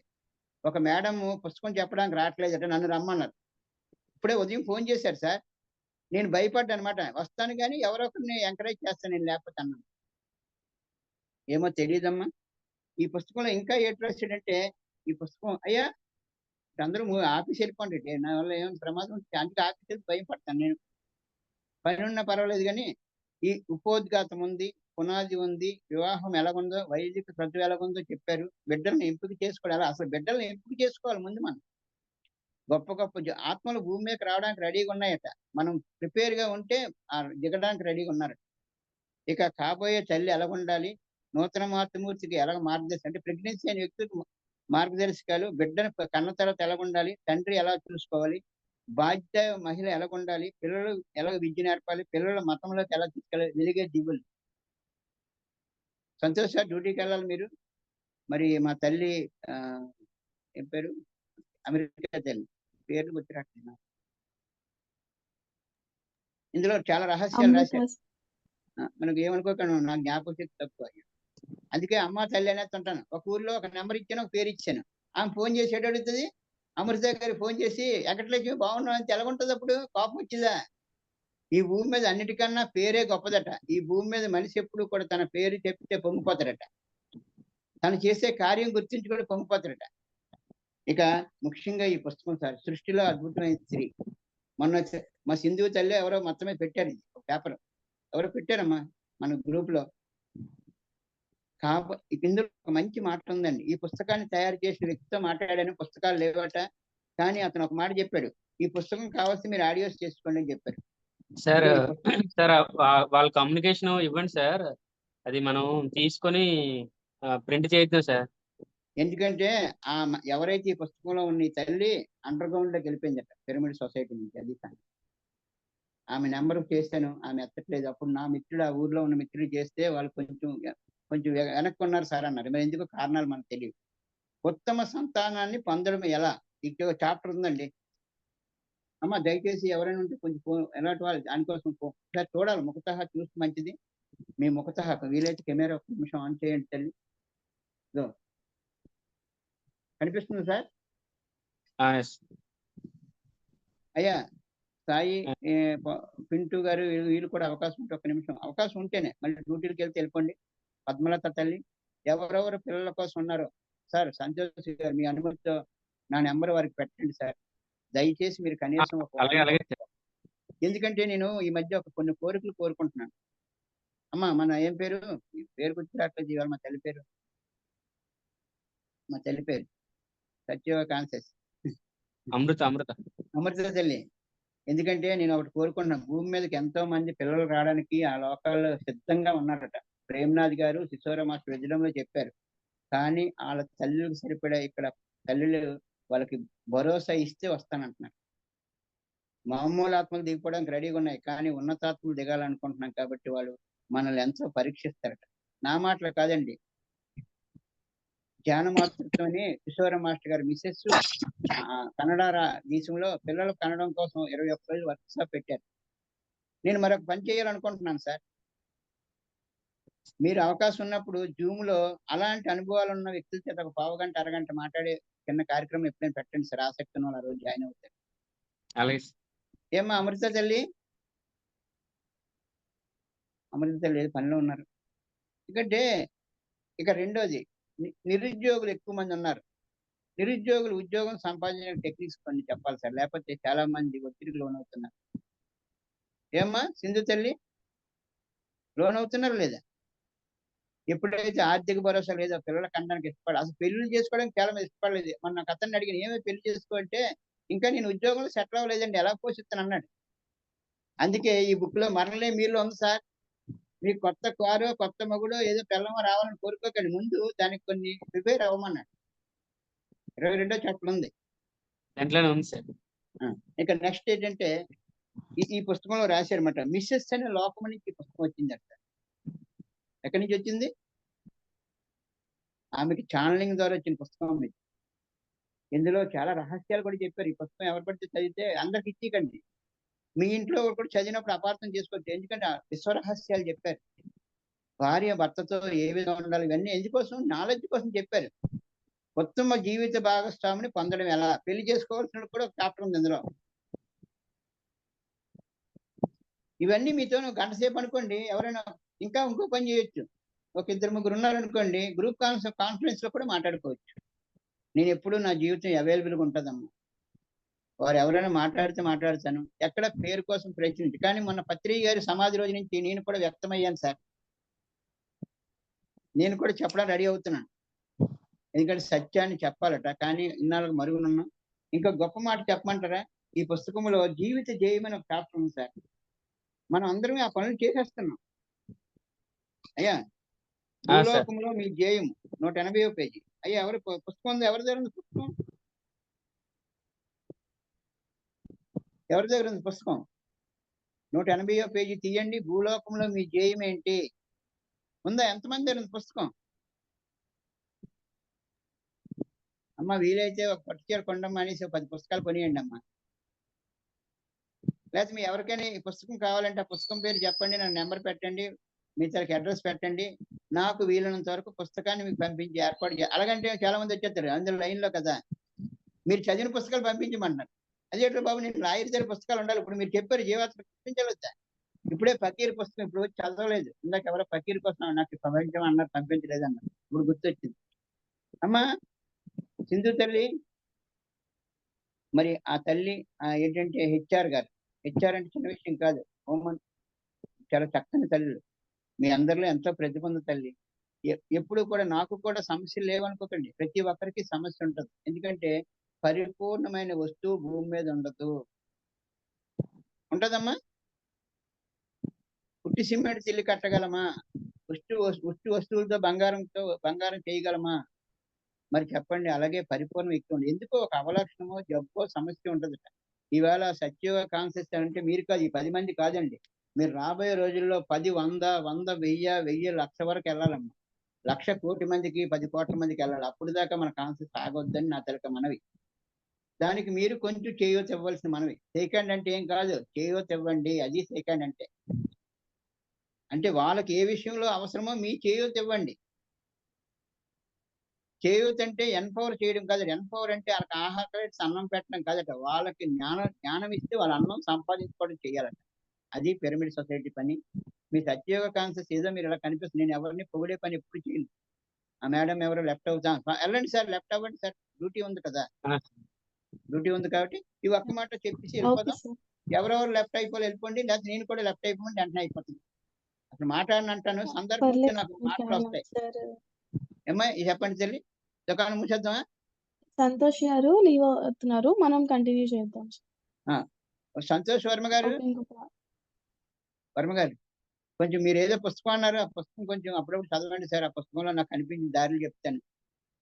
మీరు అమెరికా వెళ్ళాం అనుకోండి, అక్కడ తిరగలేము. మన అమృత తల్లితో వెళ్ళాం అనుకోండి, శుభ్రంగా తిప్పేస్తా, అనుభవం ఉంది కాబట్టి. మరి హైదరాబాద్ వెళ్ళాం అనుకో, మా సింధు తల్లితో వెళ్ళాం అనుకోండి, హైదరాబాద్ తిప్పేస్తా చెప్పమ్మా? మా విశాఖపట్నం వస్తే నేను తిప్పేస్తాను, ఎందుకంటే అన్ని తిరిగాను కాబట్టి. అలాగే ఈ పుస్తకాల్లో నేను 10-15 సంవత్సరాలు తిరుగుతున్నాను. ఎందుకంటే మంచి పని కూడా కష్టమే. ఎందుకంటే ఇప్పుడు సమయభావం లేదమ్మా. ఇప్పుడు డ్యూటీల్లో ఉంటారు, పనులు ఉంటాయి, ఇంటి దగ్గర పిల్లలు పంపించాలి, లేకపోతే భర్తకి ఏదో డ్యూటీకి పంపించాలి, లేదంటే ఏదో చెయ్యాలి. తర్వాత ఎక్కువ మాట్లాడినా సరే జనాలు దూరం అయిపోతారు. ఎందుకంటే అతిగా సర్వత్ర వజ్జేయాలి. సందర్భం వచ్చి మాట్లాడి జీవిత జయం కోసం చెప్పేసి నేను కూడా ఇప్పుడు చేసేస్తాను. జీవాత్మ ప్రపంచ నియమాల్లో భూలోకంలో మీ జయం ఏంటంటే, మనం ఆల్రెడీ చేస్తున్నాం. అమృత తల్లి చేస్తున్నాం, చెప్పండి మీరే మ్యూట్ ఆన్ చేసుకొని. అవును సార్. మొట్టమొదటి మీ జయము ఆధ్యాత్మికంగా మెరుగవడం. ఫస్ట్ ఏంటి? స్పిరిచువల్ గా డెవలప్మెంట్ అవ్వాలట. ఇది 180 పేజీలు ఉంది ఈ పుస్తకంలో. ఈ పుస్తకంలో చాలా రహస్యాలు ఉన్నాయి. రెండోది నిస్వార్థంగా ఇతరులకు సేవ చేయడం. ఈ రెండు ఉన్నాయి సత్యయోగ కాన్సెప్ట్ మెంబర్స్ అందరికీ. ఒకసారి గట్టిగా క్లాస్ కొట్టుకుంది. మీరు ఇవాళ ఒక రహస్యం చెప్తాను. ఆ రహస్యం ఏంటంటే, ఒక పుస్తకం పేపర్ తీసుకోండి, గీత గీసుకోండి, మీకు ఏవైతే ఉన్నాయో అవన్నీ రాసుకురండి. మనం ఏదైతే లేదో దానికోసం ఆలోచిస్తే అదే వస్తుందట. మనం ఏదొద్దో దాన్నే ఆలోచిస్తాం, దానికోసం మాట్లాడతాం, దానికోసం అన్ని చెప్తుంటాం, అందరికీ అదే చెప్తాం. అందుకే అది పెరిగిపోద్దట.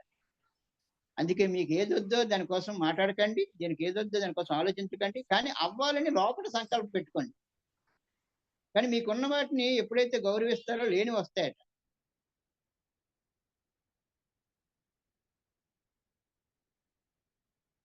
సాయి గారు కూడా వెళ్ళిపోతున్నారు, సంతోషం. మీరు కూడా దయచేసి వెళ్ళిపోండి, చాలా సంతోషము, ధన్యవాదాలు. రెండో జయం చెప్పాము, మూడోది చెప్పేస్తున్నాను. నా ధర్మం నేను చేసుకోవాలి కాబట్టి వ్యక్తిగత ప్రతిభా నైపుణ్యాలను ఇతరుల ఎదుగుదల కోసం ఉపయోగించాలి. ఏం చేయాలండి? మరి వ్యక్తిగత ప్రతిభ చూడండి, మా తల్లి టెక్నాలజీ అవసరం ఉంది, ఆ ప్రతిభ పట్ల ఇతరుల మేలు కోసం ప్రయత్నం చేస్తున్నారు లేదా? అమ్మ మీరు కూడా సింధూర తల్లి, మీరు వ్యక్తి కాదు, ఎంతో మంది సాఫ్ట్వేర్ ఇంజనీర్లు ప్రపంచమంతా ఉన్నారు. వాళ్ళు సమయం దొరక్క, సరైన శక్తిని పొందక వాళ్ళలో కొన్ని తయారవ్వట్లేదు. అందుకే ఇది అన్ని భూమిలో చెప్పకూడదు, రికార్డ్ అవుతుంది కాబట్టి. అసలు ఆహారం ద్వారా పిల్లలు ఎందుకు వస్తున్నారు? పూర్వం కాలం పాట ఉండేది, అన్నము తినేది ఎందుకురా అంటే పిల్లలకి అనేటి అందుకట. ఏంటి? పంటలు పండేది ఎందుకంటే వండుకు తినడానికి, వండుకు తినడం ఎందుకంటే పిల్లలకి అనడానికి. వర్షాలు పడడం ఎందుకంటే పంటలు పండ. చిన్నప్పుడు పాటటమ్మా, వర్షాలు పడేటి ఎందుకురా, పంటలు పండేటి అందుకురా, పంటలు పండేది ఎందుకురా, వండుకు తినేటి అందుకురా, వండుకు తినేది ఎందుకురా, పిల్లలకి అనేటి అందుకురా. అసలు పిల్లలు రావాలంటే ఎక్కడ రహస్యం ఉందో చెప్తాను. మొట్టమొదటి ఏంటంటే ఈ భూమి మీదకి వచ్చినప్పుడు మనిషి మొట్టమొదటి ఆహారము రసముగా మారుతుంది. చెప్పండి ఒకసారి. సింధమ్మ నువ్వు కూడా ఆన్ చేసుకో. ఆహారము రసముగా ఆహం రసముగా మారుతుంది. పద్మాలత తల్లి అవకాశం ఉంటే కొంచెం ఆన్ చేసుకోరా. ఎందుకంటే ఆ బజార్లో ఒక మంచి సినిమా ఉంటుందట. ఆ సినిమా చూస్తారేంటి? అమ్మ పని ఉంటే వెళ్ళండి సింధూర తల్లి, ఒక్క నిమిషం టైం ఇవ్వండి. చెప్పండి ఆ, సార్. ఎందుకంటే ఈ జూమ్ లో అనుమతి లేకుండా మనం మాట్లాడకూడదు, మనం ఎవరికి ఇంటరాక్ట్ అవ్వకూడదు. నేను అసలు ఎందుకు వచ్చినట్టు ఏంటన్నాను, నేను మాట్లాడిన సార్ అనేసాను కదా. మరి ఎందుకు ఈ బాధ? ఇప్పుడు నాకు 11 గంటలకి ఎవరో మ్యాథ్స్ రాలేదట, పిఎంసి డిజిట్ లో ఒక పుస్తకం చెప్పమన్నారు. ఏ పుస్తకం చెప్పాలో ఆలోచిస్తాను. ఇప్పుడు మీ దగ్గర ఎక్కువ స్వీట్ ఉన్నాయనుకోండి, ఏ స్వీట్ తిన్నదో కనిపించి అయిపోతారు ఎవరమ్మా. అలాగా. అయితే అన్నము రసముగా మారుతుంది. చెప్పండి ఒకసారి. అన్నము రసముగా మారుతుంది. రసముగా మారుతుంది. రసము రక్తముగా మారుతుంది. రసము రక్తంగా మారుతుంది. రసము రక్తముగా మారుతుంది. రక్తము మజ్జిగా మారుతుంది. మజ్జిగ అంటే ఇక ఉంటది కదా కండ మజ్జి. డాక్టర్ అమ్మ గారు కొన్ని తెలిస్తాయి. మజ్జి మూలుగ్గా మారుతుందట. మనలో ఎముకల్లో సత్తు లేదు అంటున్నారు కదా, మూలుగా మూలుగా ఈ వీర్యముగా తయారవుతుందట. ఆ వీర్యము స్పెర్మ కౌంట్ తగ్గిపోతుందట. ఇది బుక్ లో రాసింది. ఎందుకంటే ఇవన్నీ కూడా జూమ్ పరంగా మాట్లాడకూడదు. ఎందుకంటే ఆశారాబు బాబు మహాత్ముడు ఒక పుస్తకంలో ఇవన్నీ రాశారమ్మా. ఆ రోజుల్లో ఉండేది, పుస్తకం దొరకలేదు. ఇవన్నీ ఇంకా చాలా ఉన్నాయి. తర్వాత సరైన ఆహారం తినట్లేదట ఎవరు. రసముతో కూడిన ఆహారం తినలేదు. రంగా మసాలాలు కారాలు ఎప్పుడు తింటున్నారు. అంత ఒత్తిడితో కూడినప్పుడట మన మైండ్ లో జీవకణాలు ఊరవట. ఊరకపోతే మన గ్రంథులన్నీ దెబ్బతింటాయట. అమ్మ పిట్యూటరీ పీనల్ కంటే సరిగా పని చేయకపోతే థైరాయిడ్, థైమస్, ప్యాంక్రియాస్ ఇబ్బంది పడతాయి కదా. అందుకే ధ్యానం చేస్తే జీవ గ్రంథులు బాగా ఊరుతాయట. యూట్రస్ సరిగా ఉంటుంది. అమ్మ ఎన్నో జ్ఞానం ఇచ్చాడు, ఏమో నాకు తెలియదు. ఒక్కరితోనైతే బాగా మాట్లాడను, 10 మందితో మాట్లాడలేను. కానీ ఈ పుస్తకంలో ఆ మిస్సెస్ లోకం నుంచి ఎంతో రహస్యాలు చెప్పింది. ఎక్కువ మంది తల్లులు పిల్లల కంటే ఆ పిల్లలు ఎలా పోషించాలి, నేను చూస్తే ఉద్యోగం, మా ఆయన చూస్తే ఉద్యోగం అని బలంగా ఎక్కడో భయం ఉంటదట. ఆ భయం కూడా రాకపోవడానికి కారణం అట. ఇంకొక కారణం ఏంటంటే ఈ జన్మలో ఏ రుణాలు ఉండవట, అందుకు రారట పిల్లలు. రుణానుబంధం పిల్లలు పడతారు కదా, రుణం లేకపోతే ఎందుకు వస్తారు? అది అమెరికా కెనడాలో ఉన్న టొరంటో నగరంలో ఉన్న మా తల్లి. ఆ తల్లి 10 సంవత్సరాలు పెద్ద ఆఫీసర్ మాట. ఆమె మొన్న ఒక జూమ్ లో దొరికింది 5 సంవత్సరాల తర్వాత. నా నెంబర్ మారిపోయింది. ఆమె నా నెంబర్ ఏ నెంబర్ చేసినా ఎత్తదు, ఎవరి ఫోన్లు ఎత్తదు. ఆమె ఎంతో రీసెర్చ్ చేసి మన జూమ్ లో ఏం చెప్పింది తెలుసా? ఆ తల్లి, నేను ఎందుకు నాకు పిల్లలు లేరో నేను సత్యం తెలుసుకున్నాను, అప్పటి నుంచి ఆనందంగా ఉన్నాను. డాక్టర్ న్యూటన్ గారు అలా ఆనందంగా ఉన్నారు. ఈ రోజు ప్రపంచానికి ఆహార విధానం అని మంత్రి సత్యనారాయణ గారు నిర్ణయం తీసుకుని వచ్చారు. అలాగే మన పత్రి గారి అమ్మాయి, పెద్ద అమ్మాయి ఉన్నారు కదమ్మా. అంటే ఇలాంటి జూమ్ లో చెప్తే వాళ్ళు రేపు పొద్దున అపార్థం చేసుకుని ప్రమాదం కంటే చెప్పకూడదు. నీకు అంతే కదమ్మా, మా గురించి నువ్వేమో మాట్లాడుతున్నా అంటే నేను ఎటైపోతాను. అందువల్ల అలాంటి వ్యక్తులు కూడా ఆదర్శం కోసం వ్యక్తులు. శ్రీనివాసరెడ్డి గారి పుస్తకాలు పురిగే కదమ్మా. కార్కం పుస్తకాలు ప్రపంచానికి అందిన మహానుభావుడే కదా. పత్రి గారికి ఎన్నో పుస్తకాలను అందించిన వ్యక్తే కదా అతను. ఆ వ్యక్తి ఏ రోజు ఆలోచించలేదు. ఇలా ఎంతో మంది ఉన్నారమ్మా. మా విశాఖపట్నంలో కూడా చాలా మంది ఉన్నారు, శ్రీకాకుళంలో ఉన్నారు. వాళ్ళ దగ్గర అనుభవాలు ఉన్నాయి. సమయం చాలా అయిపోయింది. మీ అందరూ ప్రేమతో మీ అందరూ కొంచెం అవకాశం ఉన్నాడు ఫోన్ చేస్తే. మా తల్లి చేసింది ఎవరో తల్లి, ఆ తల్లి 2-3 సార్లు చేసి ఎత్తలేకపోయింది. నేను అటు ఇటు తిరుగుతున్నాను. కొంచెం అమ్మ సింధు తల్లి, సిద్ధినే సింధు తల్లి, మరి మీకు టైం ఉంటుందమ్మా. కొంచెం అవకాశం 1 గంట అరగంట ఉంటే, మీకోసం కాదు, ప్రపంచములో మనం ఒక వ్యక్తి వస్తువు కనిపెడితే, ఒకటి చూడండి, షుగర్ కోసం మందు కనిపెడతాడు, ఆడి కోసం షుగర్ ఆడికి ఉంటుంది షుగర్. ఏంటమ్మా చెప్పు? కరోనా కోసం మందు కనిపెట్టారు, ఆడికి కరోనా ఉందమ్మా? సింధు తల్లి ఉందా? ఉండదు కదా. లేకపోయినా ప్రపంచం కోసం కనిపెడతారు. అలా కూడా ఇప్పుడు ఈ విషయంలో అసలు ఎందుకు రాలేదని రీసెర్చ్ చేయాలొద్దా? ఇంకోటి పత్రిక గారు ఒక మాట చెప్పారు, మనకి ఏదైతే కావాలో అది ఇవ్వడానికి ప్రయత్నం చేస్తే అది వస్తుందట. ఈ బుక్ లో చెప్తారు, మీకు జ్ఞానం కావాలంటే జ్ఞానం ఇవ్వండి. మరి జ్ఞానం ఎక్కడ వస్తుంది? మన దగ్గర 100 ఉంటే 50 ఇవ్వగలం. కానీ మన దగ్గరే 50 ఉండి 100 ఇస్తానంటే అబద్ధం కదా. అలా చాలా మంది లేని జ్ఞానం ఉన్నట్టు మాట్లాడతారట. వాళ్ళు అంతా కూడా ఆధ్యాత్మికవాదులు కారట, కేవలం మెహర్బానీ. మా రామ్తా పుస్తకంలో రాశాడు, ఎక్కువ మంది భూమి మీద వాళ్ళలో జ్ఞానం లేకపోయినా వాళ్ళే గొప్పగా అయిపోతారు. నిజమైన టాలెంట్ ఉన్న వాళ్ళకి జాబులు రావమ్మా, తెలుసా కొంతమందికి? ఏమ్మా? సార్ మొన్న ఒక ఆమె పోలీస్ ఆఫీసర్ ఏఎస్ఐ, ఆమె అంటది, నేను గోల్డ్ మెడల్ ఏదో దేంట్లో వెళ్ళిందట, అక్కడ బాగా డబ్బు ఉన్న వాళ్ళు ఎవరు ఉన్నారట, వాళ్ళకి ఇచ్చారట, ఈమెకి ఇవ్వలేదట. అందుకే యూట్యూబ్లోని రికార్డింగ్లోని ఎందుకు మాట్లాడినంటే ఇవన్నీ రికార్డ్ అయి ఉంటారు, రేపు పొద్దున వాళ్ళు అడిగితే సమాధానం చెప్పాలి. మీతో ఫోన్లో అనుకోండి అప్పుడే పోతాయి, అందుకోసం ఫోన్లో మాట్లాడుతున్నాను. అమ్మ సింధు తల్లి, టైం అయిపోయింది. మరి తర్వాత అమ్మ పేరు ఇవాళ గుర్తు రావట్లేదు ఎందుకో మా తల్లి. అంటే దీన్ని అమృత బట్టి సార్. అర్థం ఏంటంటే అమృత కిందని సత్యుగా కాన్సెస్ పక్కన ఇంకో చిన్న పేరు కూడా పెట్టుకోలేము. ఓకే అమ్మా. అమ్మ మీరేమీ లేదు, మీ బ్రదర్ లాంటి అమ్మా, మీ ద్వారా వెలుగులోకి వచ్చే జ్ఞానం కోసం వేల మంది కోట్ల మంది ఎదురు చూస్తున్నారని నక్షత్ర మిత్రులు రాశారమ్మా. అందుకోసం మనం భూమి మీదకి వచ్చామట.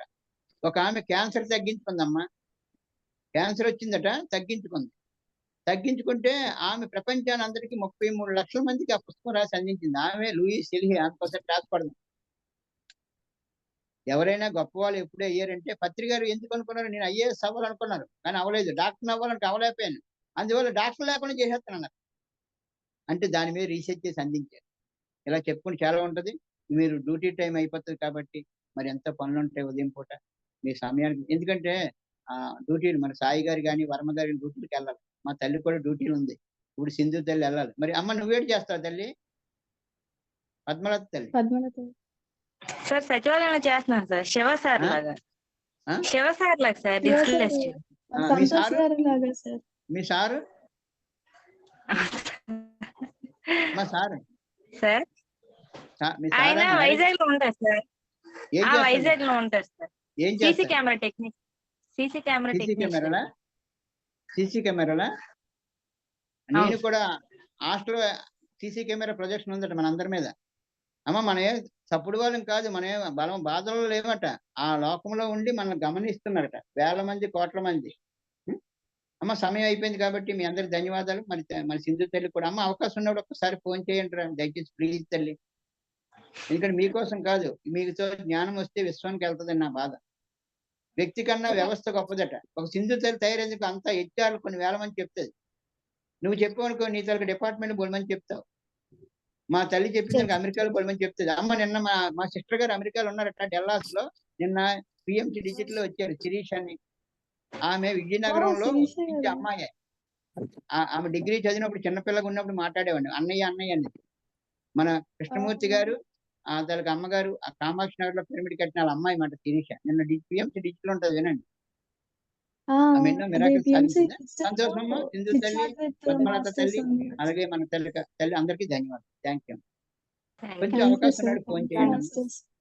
సంతోషం. Show masters, thank you so much. చాలా సమయం బాగుంటే రికార్డింగ్ గ్రూప్ లో షేర్ చేస్తాను. Thank you sir. Thank you.